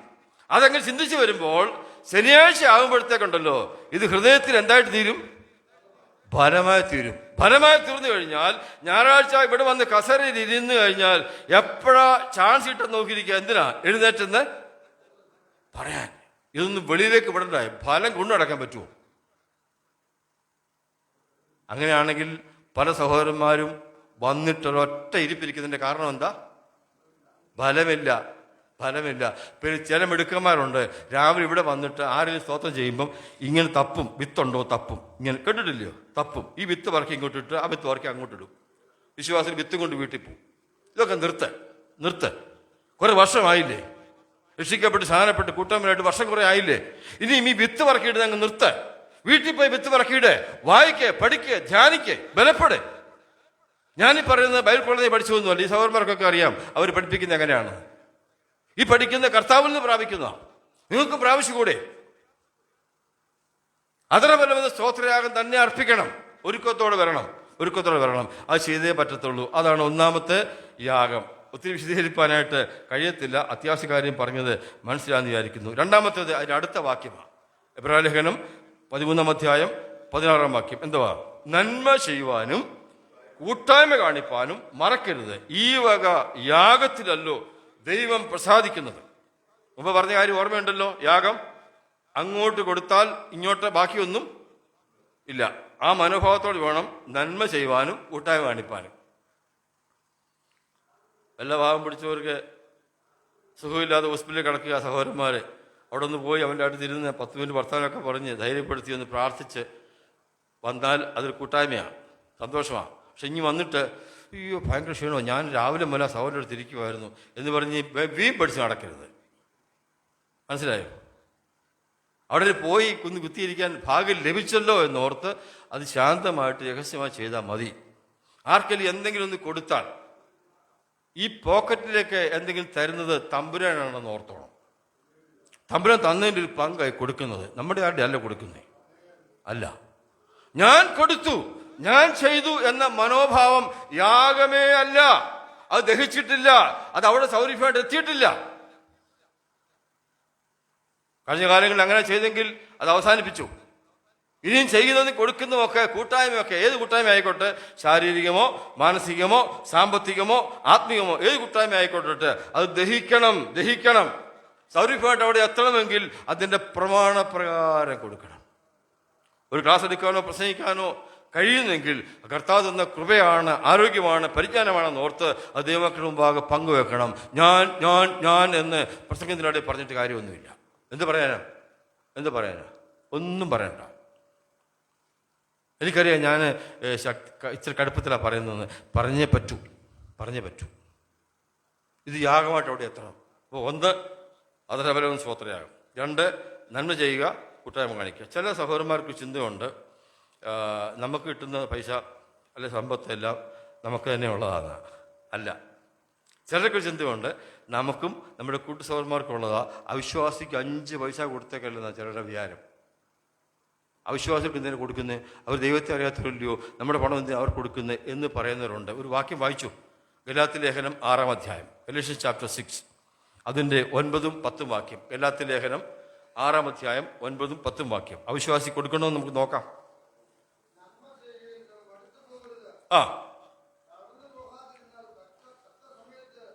കൊയ്യും. അവസരം കിട്ടും പോലെ എല്ലാവർക്കും, വിശേഷാൽ സഹവിശ്വാസികൾക്കും. മനസ്സിലായോ? വിശേഷാൽ സഹവിശ്വാസികൾക്കും. എല്ലാവർക്കും പറഞ്ഞാൽ ആർക്കാ? രക്ഷിക്കപ്പെടാത്തവനും ദൈവമെന്ന് പറയുന്നവനും നമ്മളെ ഉപദ്രവിക്കുന്നവനും നമ്മളെ കളിയാക്കുന്നവനും ഒരാവശ്യം വന്നാൽ അവനെ സഹായിക്കണം. നിന്റെ കയ്യിലുണ്ടെങ്കിൽ സഹായിക്കണം. അത് ഒരു പ്രമാണമാണ്. കർത്താവ് നമ്മളെ സഹായിച്ചത് നമുക്ക് കർത്താവിനോട് എന്താ ബന്ധമുള്ളപ്പോഴാ? നമ്മൾ കർത്താവിനെ ശത്രുവായി കണ്ടപ്പോഴാ? കർത്താവല്ല, നമ്മളെ ശത്രുവായി കണ്ടപ്പോഴാ? നമ്മൾ പാപിയായിരിക്കുമ്പോഴാ, നമ്മൾ ബലഹീനരായിരിക്കുമ്പോഴാ, നമ്മൾ അഭക്തരായിരിക്കുമ്പോഴാ അവൻ നമ്മളെ സ്നേഹിച്ചത്, നമ്മെ സഹായിച്ചത്. എന്താ നമുക്ക് തന്നത്? ജീവനാണ് തന്നത്. അപ്പോൾ നന്മ ചെയ്യുക എന്ന് പറയുമ്പോൾ ഓർത്തുകൊള്ളുക, അതിനൊരു പരിമിതിയുമില്ല. ഒന്നും വേണ്ട സഹോദരന്മാരെ, ഭൂമിയിൽ സമ്പാദ്യമൊന്നും വേണ്ട. കർത്താവ് വരാറായി. ഒരുങ്ങുന്നത് അങ്ങനെയാണ്. ഇവിടെ സമ്പാദ്യമില്ലെങ്കിൽ അവിടെ സമ്പാദ്യം കിട്ടും. അതുകൊണ്ട് കൂട്ടായ്മ കാണിക്കേണ്ട പോലെ കാണിക്കാം. 4-ാമത്തെ യാഗം 141-ാം സങ്കീർത്തനം, സാംസ് 141, 141-ാം സങ്കീർത്തനത്തിൻ്റെ 2-ാമത്തെ വാക്യം. 4-ാമത്തെ യാഗം എന്താണെന്ന് നോക്കിക്കേ. എൻ്റെ പ്രാർത്ഥന തിരുസന്നിധിയിൽ ധൂപമായും എൻ്റെ കൈകളെ മലർത്തുന്നത് സന്ധ്യായാഗമായും തീരട്ടെ. പ്രാർത്ഥന എന്ന് പറയുന്നത് ഒരു യാഗമാണ്.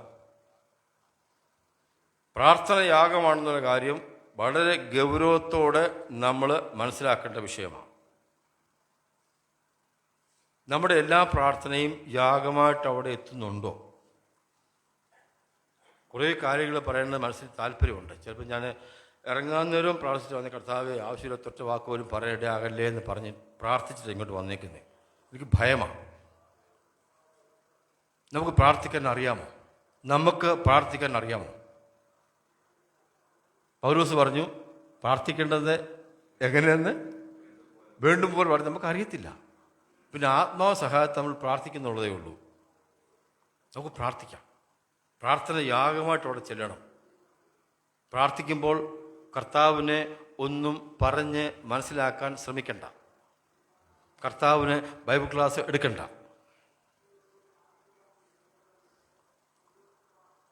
വിവാഹ നിശ്ചയം തുടങ്ങാൻ പോവാം. പെണ്ണും ചെറുക്കനും അവിടെ ഇരിക്കുന്നതേ ഉള്ളൂ. ഇവിടെ പ്രാർത്ഥിച്ച് തുടങ്ങാം എന്ന് ഒരാളെ വിളിച്ചു. എന്താ പ്രാർത്ഥിക്കേണ്ടത്? കർത്താവേ, ഞങ്ങളെ കൂട്ടിവരുത്തനായ സ്തോത്രം. ഇവിടെ പാടുന്ന പാട്ടും പറയുന്ന വാക്കും കേൾക്കുന്ന വചനവും അനുഗ്രഹമായി തീരണമേ. ശുശ്രൂഷ ആദരിക്കണമേ. തിരുനാമഹത്വപ്പെടുത്തണമേ. അത്രയും പ്രാർത്ഥിച്ച പോരെ? വിവാഹ നിശ്ചയം തുടങ്ങുന്നതേ ഉള്ളൂ, തുടങ്ങിയില്ല. അതിന് പ്രാർത്ഥിക്കുന്ന ആളെന്താ പ്രാർത്ഥിക്കുന്ന അറിയാമോ? ഇന്നത്തെ കാര്യം പ്രാർത്ഥിക്കും, വിവാഹത്തിൻ്റെ കാര്യം പ്രാർത്ഥിക്കും, അവർക്ക് പിള്ളേരുണ്ടാകുന്ന കാര്യം പ്രാർത്ഥിക്കും, അവരെ വളർത്തുന്ന കാര്യം പ്രാർത്ഥിക്കും. നിശ്ചയം തുടങ്ങിയോ? ഞാൻ ചോദിക്കുന്നത് സഹോദരന്മാരെ, നമ്മൾ ഇനി എന്നാ പ്രാർത്ഥിക്കാൻ പഠിക്കുന്നേ? ഈ ധൂപമായിട്ടോടെ എത്തിയോ?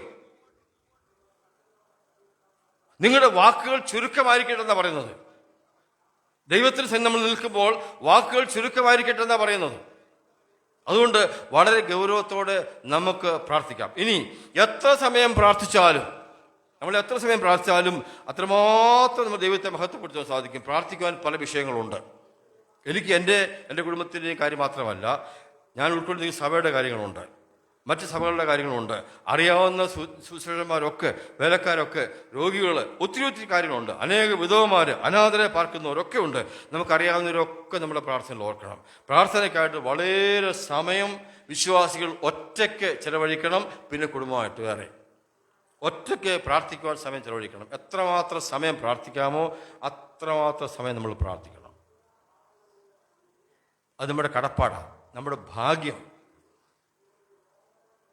അതിനൊരു കാരണം ഞാൻ പറയാം. ഇവിടെ പാട്ട് പാടുമല്ലോ ഇടയ്ക്ക് ആരാധനയ്ക്ക്, രാവും പകലും എന്നെ മാറിൽ വഹിച്ച് താൻ പിതാവിൻ സന്നിധിയിൽ മേവുന്ന ആചാര്യൻ. ആചാര്യൻ എന്ന് പറഞ്ഞാൽ പുരോഹിതൻ, മേവെന്ന് പറഞ്ഞാൽ അങ്ങോട്ടും ഇങ്ങോട്ടും എന്നെ വഹിച്ചുകൊണ്ട് നടക്കുക. ആരാ? കർത്താവ് തൻ്റെ ഹൃദയത്തിൽ എന്നെ വഹിച്ചുകൊണ്ട് 24 മണിക്കൂറും പിതാവിൻ്റെ സന്നിധിയിലാണ്. അവൻ മയക്കുന്നില്ല, അവൻ മയങ്ങുന്നില്ല, ഉറങ്ങുന്നില്ല. യേശു ഉറങ്ങിയത് ഭൂമിയിലായിരുന്നപ്പോഴാണ്. തിരിച്ചു ചെന്നിട്ട് ഉറങ്ങിയിട്ടുണ്ടോ? ഉറങ്ങാനൊക്കത്തില്ല, ഉറക്കമില്ല, ഉറങ്ങാൻ പറ്റുന്ന ശരീരമല്ല. അവൻ നമ്മെ വഹിച്ചുകൊണ്ട് അവിടെ നിന്ന് പ്രാർത്ഥിക്കുക, മധ്യസ്ഥ വഹിക്കുക. അതുകൊണ്ടാണ് ഞാനും നിങ്ങൾ ഭൂമിയിൽ ഇത്രയും സമാധാനത്തോടെ ജീവിക്കുന്നത്. അങ്ങനെയെങ്കിൽ നമ്മൾ എത്ര സമയം പ്രാർത്ഥിക്കണം? 24 മണിക്കൂർ കർത്താവ് നമുക്ക് വേണ്ടി പ്രാർത്ഥിക്കുന്നെങ്കിൽ നമ്മൾ എത്ര സമയം പ്രാർത്ഥിക്കണം? കുറഞ്ഞ പക്ഷം ദശാംശമെങ്കിലും പ്രാർത്ഥിക്കണ്ടേ? ഇപ്പം 31-ാം തീയതി വരുന്നു, അടുത്ത ബുധനാഴ്ച കേൾക്കാം ഓരോരുത്തരുടെ സാക്ഷ്യം. പ്രത്യേകിച്ച് സഹോദരിമാരെ നിങ്ങളെക്കുറിച്ച് പറഞ്ഞ് വിചാരിക്കേണ്ട. സഹോദരിമാരെ അങ്ങോട്ട് ചാരി നിന്ന് തുണി എടുത്തിങ്ങനെ അങ്ങോട്ട് ഇട്ടിട്ട് പറയും, ഈ കർത്താവിൻ്റെ കൃപയാൽ രാത്രി 1.5 മണിക്കൂറൊക്കെ പ്രാർത്ഥിക്കാൻ ദൈവം സഹായിച്ചു. വലിയ കാര്യമായി പോയല്ലോ. 1.5 മണിക്കൂർ, അവിടെ ഒരു 24 മണിക്കൂർ പ്രാർത്ഥിക്കുക. ഇവിടെ 1.5 മണിക്കൂർ പ്രാർത്ഥിച്ചിട്ട് അങ്ങ് പരസ്യമായിട്ട് പറഞ്ഞോളുക, ഒന്നും പറയണ്ട. ഈ പറയുന്നത് യാഗമായിട്ട് അവിടെ എത്തത്തില്ല. പ്രാർത്ഥിക്കുന്നെങ്കിൽ പ്രാർത്ഥിച്ചു, 1.5 അടുത്ത ആഴ്ച മുതൽ 2 മണിക്കൂർ ആക്കിക്കോ. ആരും അറിയണ്ട, ആരോടും പറയണ്ട. പ്രാർത്ഥന യാഗമായിട്ട് അവിടെ എത്തണം. പ്രാർത്ഥനയെക്കുറിച്ച് ഒത്തിരി കാര്യം പറയാൻ എനിക്ക് താല്പര്യമുണ്ട്, പക്ഷേ ഞാൻ പറയുന്നില്ല. കാര്യങ്ങൾ മനസ്സിലായി ഞാൻ വിചാരിക്കുക. പ്രാർത്ഥിക്കേണ്ടതുപോലെ പ്രാർത്ഥിക്കാവൂ. സമയവും സൗകര്യവും അനുസരിച്ച് ആ വിഷയം മാത്രമേ പ്രാർത്ഥിക്കാവൂ, അല്ലാതൊന്നും പ്രാർത്ഥിക്കരുത്. ചിലർ പ്രാർത്ഥിക്കാൻ എഴുന്നേറ്റാൽ, പ്രത്യേകിച്ച് പരസ്യ സ്ഥലങ്ങളിലൊക്കെ പ്രാർത്ഥിക്കാൻ എഴുന്നേറ്റാൽ അവിടെ ഇരിക്കുന്നവരിരുന്ന് പ്രാർത്ഥിക്കും. എന്തുവാ ഇപ്പം നിർത്തിയിരുന്നെങ്കിലെന്ന്. മനസ്സിലായോ? അതിനിടയാകരുത്. നമുക്ക് വിവേകത്തോടെ പ്രാർത്ഥിക്കാം, ആത്മനിയന്ത്രണത്തിൽ പ്രാർത്ഥിക്കാം.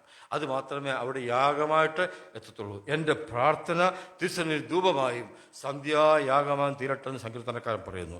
അത് ഒരു യാഗമാണ്. കഴിഞ്ഞ കാലങ്ങളിലെ പ്രാർത്ഥന യാഗമായിട്ട് എത്തിയിട്ടുണ്ടോ? അടുത്തത് ഫിലിപ്പിയർ ലേഖനം 2-ാം അധ്യായം, ഫിലിപ്പിയൻസ് ചാപ്റ്റർ 2, ഫിലിപ്പിയർ 2-ാം അധ്യായം 17-ാമത്തെ വാക്യത്തിൽ പൗലോസ് മറ്റൊരു യാഗത്തെക്കുറിച്ച് പറയുന്നു. 2:17.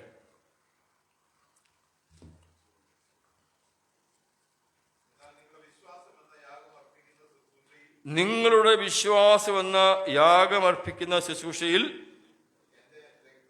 എൻ്റെ രക്തമൊഴിക്കേണ്ടി വന്നാലും ഞാൻ മരിക്കേണ്ടി വന്നാലും സന്തോഷിക്കുന്നു.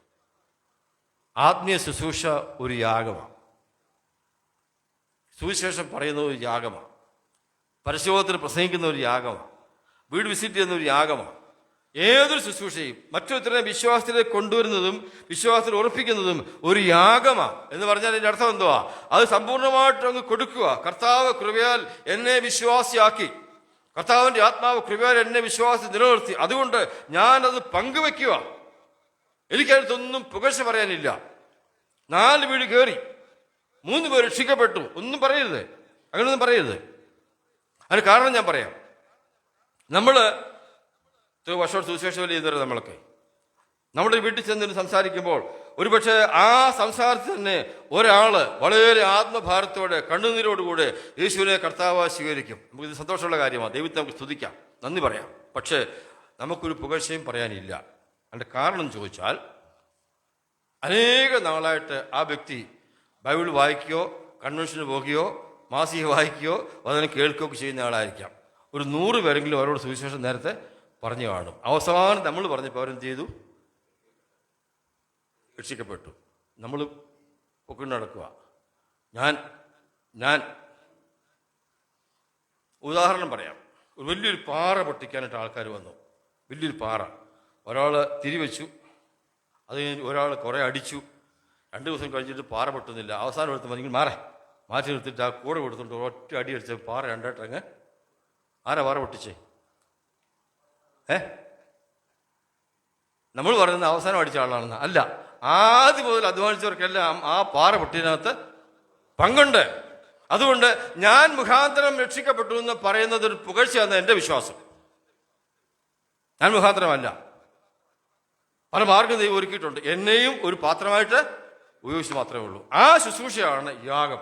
നിങ്ങളുടെ വിശ്വാസം എന്ന ശുശ്രൂഷയിൽ യാഗം അർപ്പിക്കേണ്ടി വന്നാലും ഞാൻ യാഗ ശുശ്രൂഷയിൽ രക്തമൊഴിക്കേണ്ടി വന്നാലും ഞാൻ സന്തോഷിക്കുന്നു എന്ന് പറഞ്ഞാൽ ശുശ്രൂഷയുടെ മനോഭാവം അങ്ങനെയായിരിക്കണം. യാഗ മനോഭാവം. കർത്താവ് എനിക്കൊരു പങ്ക് തന്നല്ലോ. സുവിശേഷം പറയുന്ന സുവിശേഷന്മാർ പലരും എൻ്റെ കൂട്ടു സഹോദരന്മാർ കൂടി ഇരിപ്പുണ്ടല്ലോ. പ്രിയ സഹോദരന്മാർ, ഞാൻ ഒരു വാക്ക് പറയട്ടെ. സുവിശേഷം ആദ്യം പ്രസംഗിച്ച ആരാ? കർത്താവാ. യോഹന്നാൻ തടവിലായപ്പോൾ യേശു ഗലീലയിൽ ചെന്ന് പറഞ്ഞു, കാലം തികഞ്ഞു, ദൈവരാജ്യം സമീപിച്ചിരിക്കാൻ മാനസാന്തരപ്പെട്ട സുവിശേഷത്തിൽ കർത്താവ് ആരംഭിച്ച പ്രസംഗമാണ് നമ്മൾ തുടരുന്നത്. എത്ര ഭാഗ്യവാന്മാരാണ് നമ്മൾ, എത്ര ഭാഗ്യവാന്മാരാണ്. അതുകൊണ്ട് അതിൻ്റെ ഒരു പങ്ക് എനിക്ക് കിട്ടിയല്ലോ എന്നോർത്ത് നമുക്ക് ആ ശുശ്രൂഷ വിശ്വസ്തമായി ചെയ്യാം. എങ്കിൽ മാത്രമേ യാഗമായി തീരത്തുള്ളൂ. ഇനിയും ഫിലിപ്പ് ലേഖനം 4-ാം അധ്യായം 18-ാമത്തെ വാക്യത്തിലെ വിഷയമാണ്. ഞാൻ വിശദീകരിക്കുന്നില്ല, കാരണം അത് നേരത്തെ സന്ദർഭത്തിൽ പറഞ്ഞതാണ്. ഫിലിപ്പിലെ പൗലോസിനെ അയച്ചു കൊടുത്തുവിട്ട കൂട്ടായ്മ താൻ സ്വീകരിച്ചിട്ട് പറയുക, ആ കൂട്ടായ്മ ദൈവത്തിന് മുമ്പാകെ സൗരഭ്യവാസനയായിട്ട് സ്വീകരിച്ചു. നാം കൊടുക്കുന്ന സാമ്പത്തിക കൂട്ടായ്മ ദൈവത്തിന് സൗരഭ്യവാസനയാകണം, എങ്കിലേ അത് പ്രയോജനമുള്ളൂ. എൻ്റെ പുകഴ്ചയ്ക്കായിട്ട് വരുവാൻ പാടില്ല. നമ്മൾ എന്തിനായി സ്തോത്രാഴ്ച ഈ സഞ്ചിക്കത്തിടുന്നേ? അറിയാമോ? സ്തോത്രാഴ്ച എന്തിനാ സഞ്ചിക്കത്തിടുന്നേ? ആരും കാണാതിരിക്കാനാ? അതിൽ അപ്പുറത്തിരിക്കുന്നവർ പോലും കാണുമോ നമ്മുടെ ഇത് എത്രയാണെന്ന്? ഇല്ല, കാണണ്ട, രഹസ്യമായിട്ട് ഇട്ടാൽ മതി. അതുകൊണ്ട് വേറെ കാര്യമുണ്ട്. ചില മിടുക്കന്മാരുണ്ട്, 10 രൂപ ഇടും, 10 രൂപ. അടുത്ത ആഴ്ച വലിയ സ്റ്റീൽ പാത്രത്തിൽ കൊണ്ടുവന്ന് നമ്മൾ എത്ര ഇടും? 100-200 രൂപ ഇടും. എന്താ കാര്യം? കാണുന്നതുകൊണ്ട്. വിശ്വസ്തരായിരിക്കണം. സഞ്ചിക്കകത്ത് ആരും കാണത്തില്ലെങ്കിലും ഇട്ടോ 500 രൂപയ്ക്ക് ഒരു കുഴപ്പമില്ല, കിട്ടും. കർത്താവെല്ലാം ഭംഗിയായി ചെയ്തിട്ടുണ്ട്. നമ്മൾ ഈ സഞ്ചിയൊക്കെ വെച്ചേക്കുന്നത് വെറുതെ ഒന്നുമല്ല, ആരും പ്രത്യേകിച്ച് കമ്മിറ്റി കൂടിയൊന്നുമല്ല. ദൈവം നമ്മുടെ പിതാക്കന്മാർക്ക് കൊടുത്തൊരു കാഴ്ചപ്പാടാ സ്തോത്രാഴ്ച സഞ്ചി. മനസ്സിലായോ? ഇട്ടോ രഹസ്യമായതുകൊണ്ടും ആരും കാണത്തുന്നതുകൊണ്ടും കുറച്ചിടണ്ട. കുറച്ചിട്ടാൽ സൗരഭ്യമാകത്തില്ല, യാഗമാകത്തില്ല, പ്രതിഫലം കിട്ടത്തുമില്ല. അതുകൊണ്ട് കൊടുക്കേണ്ട പോലെ നമുക്ക് കൊടുക്കാം.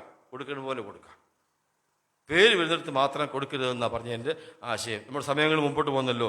നമുക്ക് ആ വാക്യത്തിലേക്ക് മടങ്ങി വരാം. ഏതാ? എബ്രായ ലേഖനം 11-ാം അധ്യായം അതിൻ്റെ 4-ാമത്തെ വാക്യത്തിൽ വായിച്ചത്, ഹാബേല് വിശ്വാസത്താൽ കയീൻ്റെതിലും ഉത്തമമായ യാഗം കഴിച്ചു. എബ്രായ 11:4. ഉത്തമമായ യാഗം എന്ന് പറഞ്ഞാൽ രക്തം ചൊരിയാതെ പാപത്തിന് വിമോചനമില്ല എന്നൊരു പ്രമാണമുണ്ട്. ആ പ്രമാണം കിട്ടിയത് പിന്നീടാണ്. പക്ഷെ അപ്പനും അമ്മയ്ക്കും അറിയാമായിരുന്നു, രക്തം ചൊരിഞ്ഞ് ഒരു മൃഗം അറുക്കപ്പെട്ടുകൊണ്ടാണ് അവർക്ക് വസ്ത്രം കിട്ടിയതെന്ന്. അവൻ അറിവനുസരിച്ച് പറഞ്ഞു കൊടുത്തത് അവൻ ശരിക്കും അംഗീകരിച്ചു, അവൻ ശരിക്കും ഉൾക്കൊണ്ടു. അതുകൊണ്ട് അവൻ രക്തം ചൊരിഞ്ഞ് തന്നെ യാഗം അർപ്പിച്ചു. അത്രമാത്രമേ തൽക്കാലം പറയുന്നുള്ളൂ. ഉത്തമമായ യാഗം അവൻ അർപ്പിച്ചു. അവൻ തർക്കങ്ങൾ പലതുണ്ട്. കയ്യിന് ആടില്ലായിരുന്നു, കാളയില്ലായിരുന്നു ഒക്കെ പറയുന്നവരുണ്ട്. ഞാൻ ഇതിന് മറുപടി സാധാരണ പറയാറുണ്ട്, എടാ നിന്റെ കപ്പയും ചെയ്യുമ്പോൾ ഒക്കെ ഇവന് കൊടുക്കുക, ഇവന് ആടിനെ വാങ്ങിക്കരുതായിരുന്നു. പറ്റുമായിരുന്നല്ലോ. ഇവന് കപ്പയും ചെയ്യുമ്പോൾ ആവശ്യമില്ലയോ? നീ അങ്ങോട്ട് കൊടുത്തിട്ട് വാങ്ങിച്ചാൽ പോരായിരുന്നു. അങ്ങനെ പ്രമാണം ബൈബിളുണ്ടല്ലോ. അതവിടെ നിൽക്കട്ടെ. എന്താ ഒരു കാര്യം വ്യക്തമാണ്, ഉത്തമമായ യാഗം കഴിച്ചു. ഉത്തമമായ യാഗം കഴിച്ചതിൻ്റെ കാരണമുണ്ട്. അത് അറിയണമെങ്കിൽ ഉൽപ്പത്തിയിലേക്ക് പോകണം. ഉൽപ്പത്തി 4:4 അവിടെ അത് ഉത്തമമായതിൻ്റെ കാരണം എന്താണെന്ന് പറഞ്ഞിട്ടുണ്ട്. ഉൽപ്പത്തി പുസ്തകം 4-ാം അധ്യായത്തിൽ 4-ാമത്തെ വാക്യം. ഇവർ രണ്ടുപേരും യാഗം കഴിക്കാൻ വന്നപ്പോൾ ദൈവം അതിനെ അംഗീകരിച്ച് എങ്ങനെ? ഹാബേലും ആട്ടിൻകൂട്ടത്തിലെ കടിഞ്ഞൂലിൽ നിന്ന് അവരുടെ മേധസ്സിൽ നിന്ന് തന്നെ ഒരു വഴിപാട് കൊണ്ടുവന്നു. യഹോവ ഹാബേലിലും അവന്റെ വഴിപാടിലും പ്രസാദിച്ചു. അതാണ് ഉത്തമം.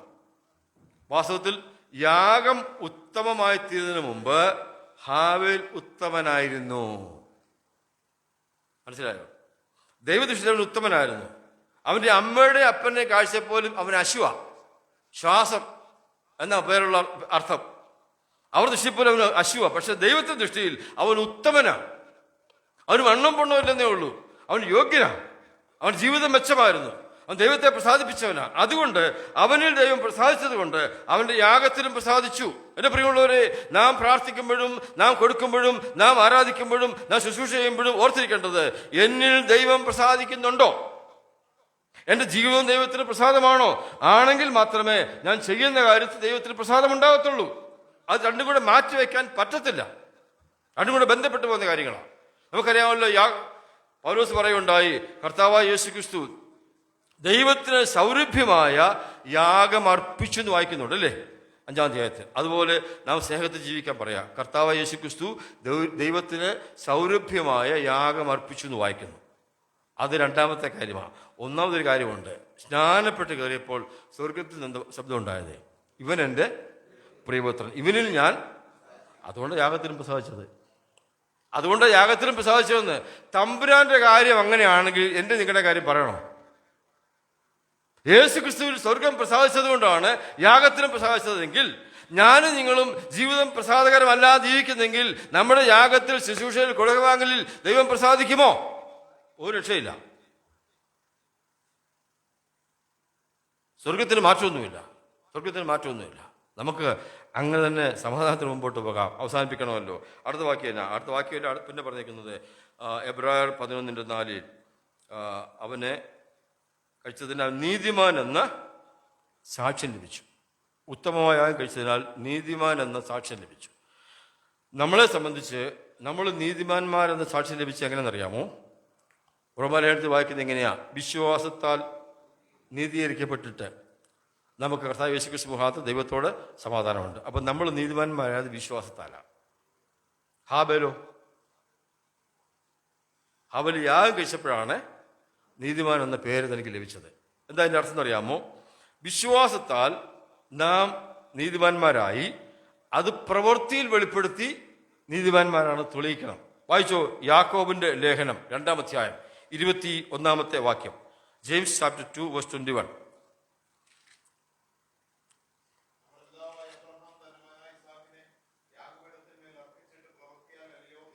മനസ്സിലായോ? അബ്രഹാം നീതീകരിക്കപ്പെട്ടത് എങ്ങനെയാണെന്ന് ഉൽപ്പത്തി പുസ്തകം വായിച്ചാൽ വിശ്വാസത്തിലാണെന്ന് പറഞ്ഞിരിക്കുന്നത്. അബ്രഹാം ദൈവത്തിൽ വിശ്വസിച്ചു, അവർ നീതിയായി കണക്കിട്ടത് വാക്യമുണ്ട്. ഇവിടെ പറയുന്നത് അങ്ങനെയല്ല. അബ്രഹാം പ്രവൃത്തിയാൽ നീതീകരിക്കപ്പെട്ടെന്ന് പറഞ്ഞാൽ 2 വാക്ക് ഞാൻ പറയാം. ഒന്ന്, വിശ്വാസത്താലുള്ള നീതീകരണം നമുക്ക് ദൈവത്തിന് മുൻപാകെയുള്ള സ്ഥാനത്തെ കാണിക്കുന്നു. വിശ്വാസത്താലുള്ള നീതീകരണം നമുക്ക് ദൈവമുമ്പാകെയുള്ള സ്ഥാനത്തെ കാണിക്കുന്നു. പ്രവൃത്തിയുള്ള നീതീകരണം നമുക്ക് ലോകത്തിലെ ജനങ്ങളുടെ മുമ്പാകെയുള്ള സ്ഥാനത്തെ കാണിക്കുന്നു. നാം പ്രവൃത്തിയാൽ നീതീകരിക്കപ്പെട്ടവരല്ലെങ്കിൽ ജനങ്ങൾ നമ്മളെ അംഗീകരിക്കത്തില്ല. വിശ്വാസമില്ലെങ്കിൽ ദൈവം അംഗീകരിക്കത്തില്ല. വിശ്വാസത്തിൽ അവിടെ അംഗീകരിച്ചെങ്കിൽ പ്രവൃത്തിയാൽ ഇവിടെ അംഗീകരിക്കുവാൻ നമ്മൾ പ്രവൃത്തി ചെയ്തിരിക്കണം. അബ്രഹാമിനെ കുറിച്ച് പറഞ്ഞിട്ടുണ്ട്, അബ്രഹാം പ്രവൃത്തിയാലല്ലോ നീതീകരിക്കപ്പെട്ടത്. അടുത്ത ആരെക്കുറിച്ച് പറഞ്ഞേക്കെന്ന് അറിയാമോ? രാഹബിനെ കുറിച്ചാണ്. രാഹവും പ്രവൃത്തിയാലല്ലോ നീതീകരിക്കപ്പെട്ടത്. ഒറ്റുകാരെ പുറവിൽ കൂടെ ഇറക്കി വിട്ട് അവൾ നീതീകരിക്കപ്പെട്ടത് ഇവിടെ വാക്യമുണ്ട്. ഈ വാക്യത്തിൻ്റെ അടുത്ത വാക്യം അതാ. ആ വാക്യം വായിക്കുമ്പോൾ ഞാൻ ചിലപ്പോഴും എൻ്റെ ഹൃദയം തുടിച്ചിട്ടുണ്ട്. എന്നറിയാമോ? വിശ്വാസികളുടെ പിതാവ് എന്നറിയപ്പെടുന്ന ശ്രേഷ്ഠനായ മനുഷ്യനും നീതീകരിക്കപ്പെട്ടത് പ്രവൃത്തിയാലാണ്. സമൂഹത്തിൽ സ്ഥാനമില്ലെന്ന് നമ്മൾ കരുതുന്ന രാഹവ് നീതീകരിക്കപ്പെട്ടത് പ്രവൃത്തിയല്ല. രണ്ടുപേരുടെയും പേര് ഒരുപോലെ അടുത്തടുത്ത വാക്യത്തിൽ വന്നു. മനസ്സിലായോ? പ്രവൃത്തിക്ക് വിലയുണ്ടോ? പ്രവൃത്തിക്ക് വിലയുണ്ടോ? ഉണ്ട്. വിശ്വാസത്തിന് വിലയുണ്ടോ? ഉണ്ട്. വിശ്വാസം പ്രവൃത്തിയിൽ കൊണ്ടുവന്നെങ്കിൽ മാത്രമേ പറ്റത്തുള്ളൂ. ഒരു വാക്കുകൂടെ പറഞ്ഞ് അവസാനിപ്പിക്കാൻ പോകുക. ഇവരുടെ ലേഖനം 11-ാം അധ്യായം. അവന് നീതിമാൻ എന്ന പേര് ലഭിച്ചു. പിന്നെന്താ പറഞ്ഞേക്കുന്നത്? അവൻ മരിച്ചിട്ടും സംസാരിച്ചുകൊണ്ടിരിക്കുന്നു. ആരാ? ഹാബേല്. എന്താ അതിൻ്റെ അർത്ഥം? നിങ്ങൾ വീട്ടിൽ പോയി സാവാസം വായിച്ചാൽ മതി. ഉൽപ്പത്തി പുസ്തകം 4-ാം അധ്യായം 5-ാം അധ്യായമൊക്കെ. ഹാബേല് സംസാരിച്ചായിട്ടൊന്നും അവിടെ വാക്യമില്ല. ഉണ്ടോ? ഇല്ല. പക്ഷെ കയീൻ സംസാരിച്ചു. ആദ്യം അനിയനോട് സംസാരിച്ചു, പാടാ നമുക്ക് പാം, ലോഹ്യം പറഞ്ഞ് പിടിച്ചുകൊണ്ട് തല്ലിക്കൊന്നു. അധികം ദൈവത്തോട് സംസാരിച്ചു, ഞാൻ അവനെ തല്ലിക്കൊന്നു, പക്ഷെ എനിക്ക് കുഴപ്പമൊന്നും ഉണ്ടാകില്ലേ, സംസാരമാണ്. എവിടെ നോക്കിയാലും അവനിച്ച് സംസാരം കൂടുതലാണ്. ആർക്കാ? കയ്യന്. ഹാബേൽ സംസാരിച്ചായിരുന്നോ? ഇല്ല. ഇപ്പം ഇപ്പൊ സംസാരിക്കുന്ന ആരാ? ഇന്നേ ദിവസം പനവല്ലി അസംബ്ലി ഹാളിൽ സംസാരിക്കുന്ന ആരെക്കുറിച്ചാണ്? അതുകൊണ്ട് ഒരു കാര്യം ഞാൻ പറയാം, സംസാരമൊക്കെ നമുക്ക് കുറയ്ക്കാം. ആവശ്യത്തിന് മാത്രം സംസാരിച്ചാൽ മതി. വാക്കുകളുടെ പെരുപ്പം ലംഘനമുണ്ടാക്കും. കുറച്ച് സംസാരിക്കാമെങ്കിൽ ഉണ്ടല്ലോ, നമ്മൾ കുറച്ച് സംസാരിക്കുക, കൂടുതൽ അധ്വാനിക്കുക, കർത്താവിന് വേണ്ടി കുറച്ച് സംസാരിക്കുക, കൂടുതൽ അധ്വാനിക്കുക. അങ്ങനെയാണെങ്കിൽ നമ്മൾ മരിച്ചു കഴിഞ്ഞ് 4 പേര് നമ്മളെക്കുറിച്ച് പറഞ്ഞോളൂ. നമുക്കിന്ന് കൈനെ കുറിച്ച് പറയാനുണ്ടോ? ഇല്ല, ഒന്നും പറയാനില്ല. കൈനെ കുറിച്ച് പറയാനൊന്നുമില്ല. കാര്യം അവൻ പറഞ്ഞിട്ടാണ് പോയത്, അവൻ സംസാരിച്ചിട്ടാണ് പോയത്. നമുക്കിനി അവനെക്കുറിച്ച് പറയാനൊന്നുമില്ല. ഹാബേൽ സംസാരിച്ചില്ല, അവൻ ജീവിച്ചു, അവൻ പ്രവർത്തിച്ചു, അവൻ യാഗം അർപ്പിച്ചു, ഉത്തമനായി ജീവിച്ചു. നമ്മളിന്ന് അവനെക്കുറിച്ച് സംസാരിച്ചുകൊണ്ടിരിക്കുക. ഇതാ വിശ്വാസം. നമ്മൾ വിശ്വാസവീരന്മാരായിട്ട് പരിഗണിക്കട്ടെ. ഒരു വാക്കൂടെ പറയണം, സമയം പോയെങ്കിലും. വായിച്ചു എബ്രായ ലേഖനം 12-ാം അധ്യായം 24-ാമത്തെ വാക്യം. Hebrews chapter 12 verse 24. അവിടെ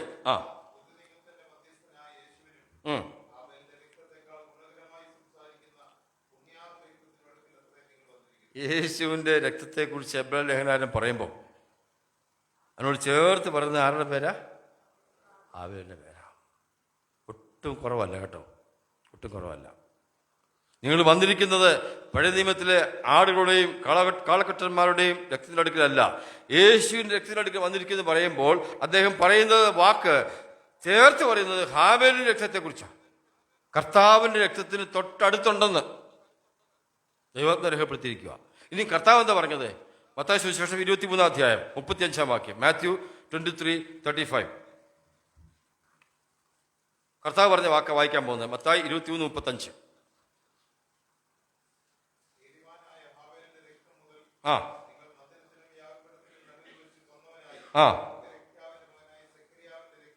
അപ്പൊ കർത്താവ് പറഞ്ഞപ്പോഴും ആരുടെ കാര്യം പറഞ്ഞു? ഹാബേലിന്റെ കാര്യം പറഞ്ഞു. നീതിമാനായ ഹാബേലിന്റെ രക്തം ചൊരിഞ്ഞ ആൾക്കാരാ നിങ്ങളെന്ന് പറഞ്ഞു. അപ്പൊ എബ്രായ ലേഖനകാരൻ കർത്താവിനോട് അടുത്ത ആളായിട്ട് ഹാബേലിനെ കൊണ്ടുവച്ചു. കർത്താവ് തന്നെ പരസ്യമായിട്ട് പറഞ്ഞു ഹാബേലിന്റെ രക്തത്തിന്റെ പ്രാധാന്യത്തെക്കുറിച്ച്. അപ്പം വിശ്വാസവീരനാണോ? വിശ്വാസവീരനാണ്. നാം ജീവിച്ചിരിക്കുമ്പോൾ നമ്മളെക്കുറിച്ച് ചിലർ പറയണം വിശ്വാസവീരന്മാരാണെന്ന്. മരിച്ചു കഴിഞ്ഞ് പറഞ്ഞിട്ട് കാര്യമില്ല. നമ്മുടെ വീര്യം ജനങ്ങൾ മനസ്സിലാക്കട്ടെ, സഭ മനസ്സിലാക്കട്ടെ, ലോകം മനസ്സിലാക്കട്ടെ. കർത്താവ് വരാൻ പോകുക. ദാവീദിൻ്റെ വീരന്മാരുണ്ടായിരുന്നു. ആ വീരന്മാർക്ക് സ്ഥാനവും ബഹുമാനവും പദവിയും താൻ കൊടുത്തു. അതുപോലെ കർത്താവിന് വരവെങ്കിൽ നമ്മെ വീരന്മാരായി പരിഗണിച്ച് ന്യായമായ പ്രതിഫലവും സ്ഥാനവും കിട്ടേണ്ടതിന് നമുക്ക് ജീവിതത്തെ ക്രമീകരിക്കാം, വീരന്മാരായി ജീവിക്കാം. ഈ ചിന്ത അതിന് മുഖാന്തരമായി തീരട്ടെ. കർത്താവിൻ്റെ വലിയ നാമം ഇന്നും എന്നേക്കും വാഴ്ത്തപ്പെടുമാറാകട്ടെ.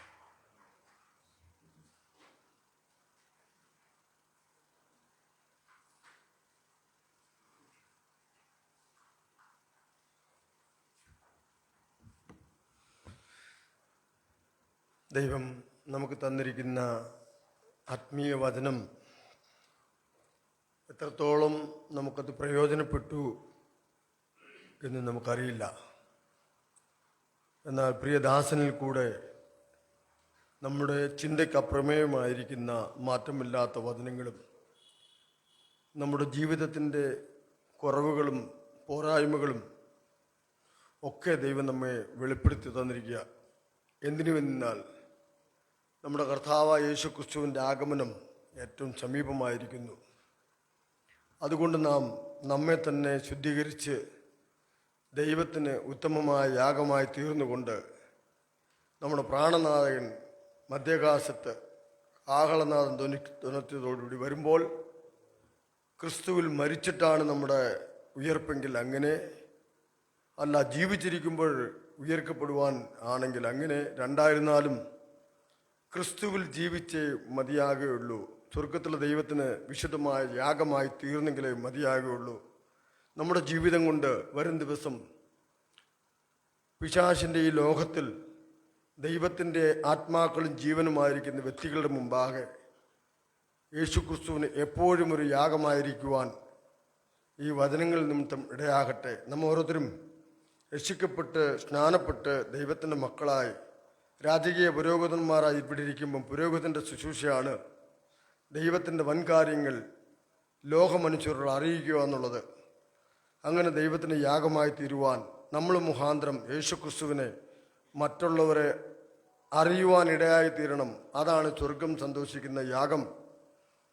നമ്മുടെ ജീവിതത്തിൽ നമുക്ക് അങ്ങനെ ഒരു പ്രയോജനകരമായി തീരുന്ന അനുഭവം നമുക്കുണ്ടെങ്കിൽ നാം ഭാഗ്യമുള്ളവരാണ്. ഇനി എത്ര കാലം അല്ലെങ്കിൽ നാളത്തെ പ്രഭാതം നമുക്ക് കാണാൻ കഴിയുമോ അറിയില്ല. നാം എന്തെല്ലാം ശേഖരിച്ചു വെച്ചാലും സ്വരൂപിച്ചു വെച്ചാലും കളപ്പുറ പൊളിച്ചു പണിഞ്ഞാലും അതൊന്നും അനുഭവിക്കാൻ ചിലപ്പോൾ നാം ഉണ്ടായെന്ന് വരില്ല. പക്ഷേ ദൈവസന്നിധിയിൽ നാം കെട്ടപ്പെട്ടാൽ, പണിയപ്പെട്ടാൽ ആ നിക്ഷേപം സ്വീകരിക്കാൻ ഒരു നാൾ അവൻ്റെ ന്യായാസനത്തിന് മുമ്പാകെ പോയി നിൽക്കേണ്ടി വരും. ഇന്നല്ലെങ്കിൽ നാളെ നാം പോയേ മതിയാകൂ. അത് മരണം കൊണ്ടോ അല്ല കർത്താവിൻ്റെ വരവ് കൊണ്ടോ രണ്ടായാലും സംഭവിക്കും. അതുകൊണ്ട് കേട്ട വചനങ്ങൾ നിമിത്തം എല്ലാവർക്കും അനുഗ്രഹവും ആശ്വാസവുമായി തീരട്ടെ. ആരെങ്കിലും ഇവിടെ ഇരിക്കുന്നവർ യേശുക്രിസ്തുവിനെ യഥാർത്ഥമായ രക്ഷകനും കർത്താവുമായി സ്വീകരിക്കുവാൻ കഴിഞ്ഞിട്ടില്ല എങ്കിൽ ഈ സമയത്ത് നിങ്ങളുടെ ഹൃദയത്തെ കർത്താവിൻ്റെ കരങ്ങളിൽ സമർപ്പിക്കുക. കർത്താവെ, ഞാനൊരു പാപിയ, അങ്ങ് എൻ്റെ പാപത്തിൻ്റെ പകരക്കാരന ഭൂമി വന്നു. ഞാൻ മരിക്കേണ്ട സ്ഥാനത്ത് അങ്ങ് എനിക്ക് പകരമായി മരിച്ചു. അങ്ങയുടെ പ്രാണനെ കൊടുത്തു. മാത്രമല്ല എൻ്റെ പാപത്തെ കഴുകി ശുദ്ധീകരിക്കാൻ കാബേലിനേക്കാൾ ഉത്തമമായ രക്തം എനിക്ക് വേണ്ടി ചൊരിഞ്ഞു. ആ രക്തത്താൽ എൻ്റെ പാപത്തെ കഴുകി ശുദ്ധീകരിക്കണം. മറ്റൊരു മാർഗവുമില്ല. ഈ ലോകത്തിൽ മാനുഷികമായി നിർമ്മിക്കപ്പെട്ടിരിക്കുന്ന ഒരു പ്രവൃത്തി കൊണ്ടും ഒരു മനുഷ്യൻ്റെയും പാപം മോചിക്കപ്പെടുന്നില്ല. പാപം മോചിക്കപ്പെടാൻ യേശുക്രിസ്തുവിൻ്റെ രക്തം മാത്രമാണ്.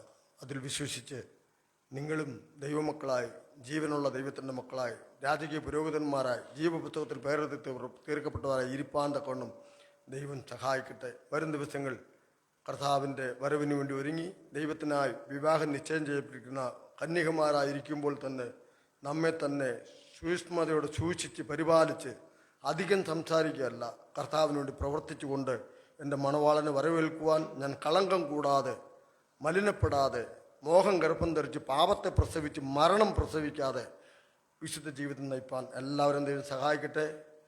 ഈ മാറ്റമില്ലാത്ത വചനം സംസാരിപ്പാൻ ദൈവം പ്രിയദാസനെ എത്രത്തോളം ബലപ്പെടുത്തി തോർത്ത് ദൈവത്തെ സ്തുതിക്കുന്നു, സ്തോത്രം ചെയ്യുന്നു. പ്രിയ കർത്താവിൻ്റെ ദാസനും കുടുംബത്തിനും ദൈവം അതിനായിട്ടുള്ള എല്ലാവിധ ഒരുക്കവും ആരോഗ്യവും ബലവും ഈ പ്രതികൂലത്തിൻ്റെ മധ്യത്തിലും കൊടുത്തു തോർത്ത് ദൈവത്തെ സ്തുതിക്കുന്നു. തുടർന്നും അവരെ ഓർത്ത് നമുക്ക് പ്രാർത്ഥിക്കാം. ധാരാളമായിട്ട് ആത്മീയ നന്മകളാൽ മറ്റ് പലർക്കും കർത്താവിൻ്റെ വരവ് വരെ അവർ നിൽക്കട്ടെ, അതിനുവേണ്ടി ഉപയോഗപ്പെടുത്താൻ വേണ്ടി പ്രത്യേകം സോനയിൽ സഭാ സഹോദരങ്ങൾക്ക് വേണ്ടി പ്രാർത്ഥിക്കണം എന്ന് ഓർമ്മിപ്പിക്കുന്നു. കൂടി വന്ന എല്ലാ പ്രിയപ്പെട്ട സഹോദരങ്ങളെയും സമീപ സഭകളിൽ നിന്നും എൻ്റെ പ്രിയപ്പെട്ട സമീപത്തുള്ള സഹോദരന്മാരും സഹോദരിയും ഈ സഭാമധ്യയിലുണ്ട്. ആ പ്രിയപ്പെട്ട സഹോദരങ്ങളെയും യേശുക്രിസ്തുവിന്റെ നാമത്തിൽ സ്നേഹവന്ദനം ചെയ്യുന്നു. നാളത്തെ പ്രഭാതം ദൈവം നമുക്ക് അനുവദിച്ച് നൽകുന്നുവെങ്കിൽ നാം ഉത്തമമായ സ്തുതിസ്തോത്രയാഗങ്ങളോടുകൂടെ നാളെ രാവിലെയല്ല, കഴിഞ്ഞ തിങ്കളാഴ്ച തൊട്ട് ആരംഭിച്ച സ്തുതിസ്തോത്രയാഗങ്ങളുമായി ഹൃദയം നിറഞ്ഞ് കവിയുന്നത് കൊണ്ടുവരുവാനിരിക്കുന്നു. മാത്രമല്ല കർത്താവിൻ്റെ വരവ് വരെ ഓർമ്മയ്ക്കായിട്ട് ചെയ്യുവാൻ പറഞ്ഞ കർത്താവിൻ്റെ ശരീരത്തിൻ്റെയും രക്തത്തിൻ്റെയും ഓർമ്മയിൽ ആകുവാനും ഒരുക്കത്തോടെ കൂടി വരുക. 10 മണിക്ക് ആരംഭിക്കുന്നുണ്ട്. തീർച്ചയായിട്ടും എല്ലാവരും വരണം എന്ന് ഓർമ്മിപ്പിക്കുന്നു. സമീപത്തുള്ള സഹോദരങ്ങളും ജോസും ജോയും മറ്റു മക്കളുമാരും കടന്നു വരാൻ കഴിയുന്നുവെങ്കിൽ ദൈവദാസൻ നാളെ ഇവിടെ ഉണ്ട്. ആ നിലയിൽ നിങ്ങൾക്കതിന് ബാക്കി പങ്ക് എടുക്കാവുന്നതാണ്. മാത്രമല്ല നാളെ ഉച്ചയ്ക്ക് എല്ലാവർക്കും ആഹാരം ഇവിടെ ക്രമീകരിക്കപ്പെട്ടിട്ടുണ്ട്. അത് ബദ്ധപ്പാടോടുകൂടി വീട്ടിലൊരുക്കാൻ ആരും മെനക്കെടരുത്. ദൈവം കൃപയാൽ വളരെ രുചികരമായി ഒരുക്കപ്പെട്ടിട്ടുണ്ട് എന്ന് ഞാൻ വിശ്വസിക്കുന്നു. അത് അനുഭവിക്കാൻ തരണം ദൈവം സഹായിക്കട്ടെ. കരിക്കെത്തിന്ന സഹോദരങ്ങളെ എല്ലാവരും ഓർത്ത് ദൈവത്തെ സ്തുതിക്കുന്നു. ഇപ്പോൾ നമുക്ക് സന്തോഷത്തോടെ പ്രാർത്ഥിച്ച് ദൈവം തന്ന വചനം ഭക്ഷിച്ച് വരും ദിവസങ്ങളിലേക്ക് ഒരു തീരുമാനമെടുത്തുകൊണ്ട് മടങ്ങിപ്പോകാൻ തക്കണം ദൈവം നമ്മെ സഹായിക്കട്ടെ. കർത്താവായ യേശുക്രിസ്തു നിങ്ങളെല്ലാവരെയും ധാരാളം അനുഗ്രഹിക്കട്ടെ എന്ന് ആശംസിച്ചുകൊണ്ട് ഈ ശുശ്രൂഷകൾ ഇത്രത്തോളം നിറവടിയാൻ നടത്താൻ ദൈവം സഹായിച്ചു കൊടുത്ത എല്ലാവർക്കും നന്ദിയും സ്തുതിയും സ്തോത്രം അർപ്പിക്കുന്നു. ദൈവനാമം ഇന്നും എന്നേക്കും വാഴ്ത്തപ്പെടുമാറാകട്ടെ. ആമേൻ. പ്രാർത്ഥിക്കാൻ മത്തായി ചെമ്പിടുക.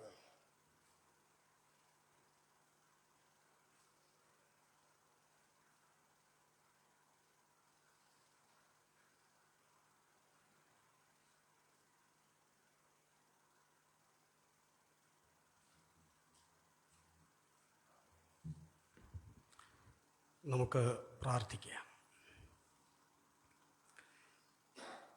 അതിപരിശുദ്ധനായ ഞങ്ങളുടെ ദൈവമേ, സ്വർഗീയ പിതാവേ,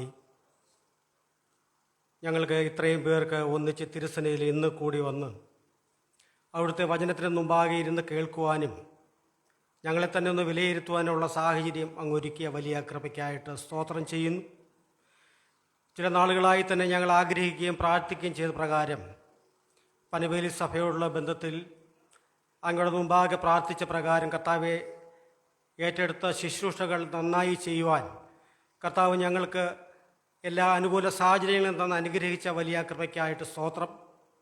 വ്യാഴാഴ്ച മുതൽ കർത്താവെ പരസ്യയോഗങ്ങൾ സംഘടിപ്പിക്കുവാനും അനേക സ്ഥലങ്ങളിൽ നിന്നുകൊണ്ട് കർത്താവിനെ സാക്ഷീകരിച്ച് ദൈവത്തിൻ്റെ വചനം കർത്താവെ അനേകരോട് അറിയിക്കുവാനും കർത്താവിൻ്റെ ദാസന്മാരെ എടുത്തുപയോഗിച്ചു. അതിനായിട്ട് ഞങ്ങളങ്ങേ സ്തുതിക്കുന്നു. കർത്താവെ അവർ കേട്ട വചനങ്ങളൊക്കെ അവരുടെ ഹൃദയത്തിൽ ഞങ്ങളിന്ന് കേട്ടതുപോലെ വിത്ത് കർത്താവെ വളർന്ന് ഫലം പുറപ്പെടുവിക്കത്തക്കവണ്ണം ഈ സ്നേഹമയനായ കർത്താവിനെ കണ്ടെത്തുവാൻ തക്കവണ്ണം കർത്താവ് ഇടയാക്കണം എന്ന് പ്രാർത്ഥിക്കുന്നു. അതിൻ്റെ പിന്നിൽ പ്രവർത്തിച്ച എല്ലാ പ്രിയപ്പെട്ടവരെയും അങ്ങയുടെ കരങ്ങളിൽ ഏൽപ്പിച്ച് പ്രാർത്ഥിക്കുന്നു. ശുശ്രൂഷകളെ അങ്ങ് മാനിച്ചതുകൊണ്ട് അങ്ങേ വാഴ്ത്തുന്നു. പാട്ട് പാടുവാൻ തക്കവണ്ണം കർത്താവെ പ്രിയ ബോസ് സഹോദരനെയും തൻ്റെ കൂടെയുള്ള പ്രിയപ്പെട്ടവരെയും ഒക്കെ അങ്ങ് സഹായിച്ച വലിയ കൃപയ്ക്കായിട്ട് സ്തോത്രം. വളരെ നന്ദിയോടെ ഓർക്കത്തക്കവണ്ണം അങ്ങ് ഞങ്ങളിൽ പ്രസാദിച്ചു എന്ന് പറയത്തക്കവണ്ണം കർത്താവ് കൂടെ ഇരുന്നു. അതിനായിട്ട് ഞങ്ങളങ്ങ് വാഴ്ത്തുന്നു. വലിയവനായ ദൈവമേ, ഈ 2 ദിവസങ്ങളായിട്ട് അവിടുത്തെ മാറ്റമില്ലാത്ത വചനം ഞങ്ങൾക്ക് കർത്താവിൻ്റെ ദാസനിലൂടെ കേൾക്കുവാൻ തക്കവണ്ണം അങ്ങ് അനുവദിച്ചു. അതുകൊണ്ട് അവിടുത്തെ സ്തുതിക്കുന്നു. ഞങ്ങളെ തന്നെ ഒന്ന് വിലയിരുത്തുവാൻ, ഞങ്ങളുടെ ആത്മീയ ജീവിതത്തെ ഞങ്ങൾക്കൊന്ന് കർത്താവെ വിലയിരുത്തി പഠിക്കുവാൻ ഞങ്ങളെ സഹായിച്ച വലിയ കൃപയ്ക്കായിട്ട് സ്തോത്രം.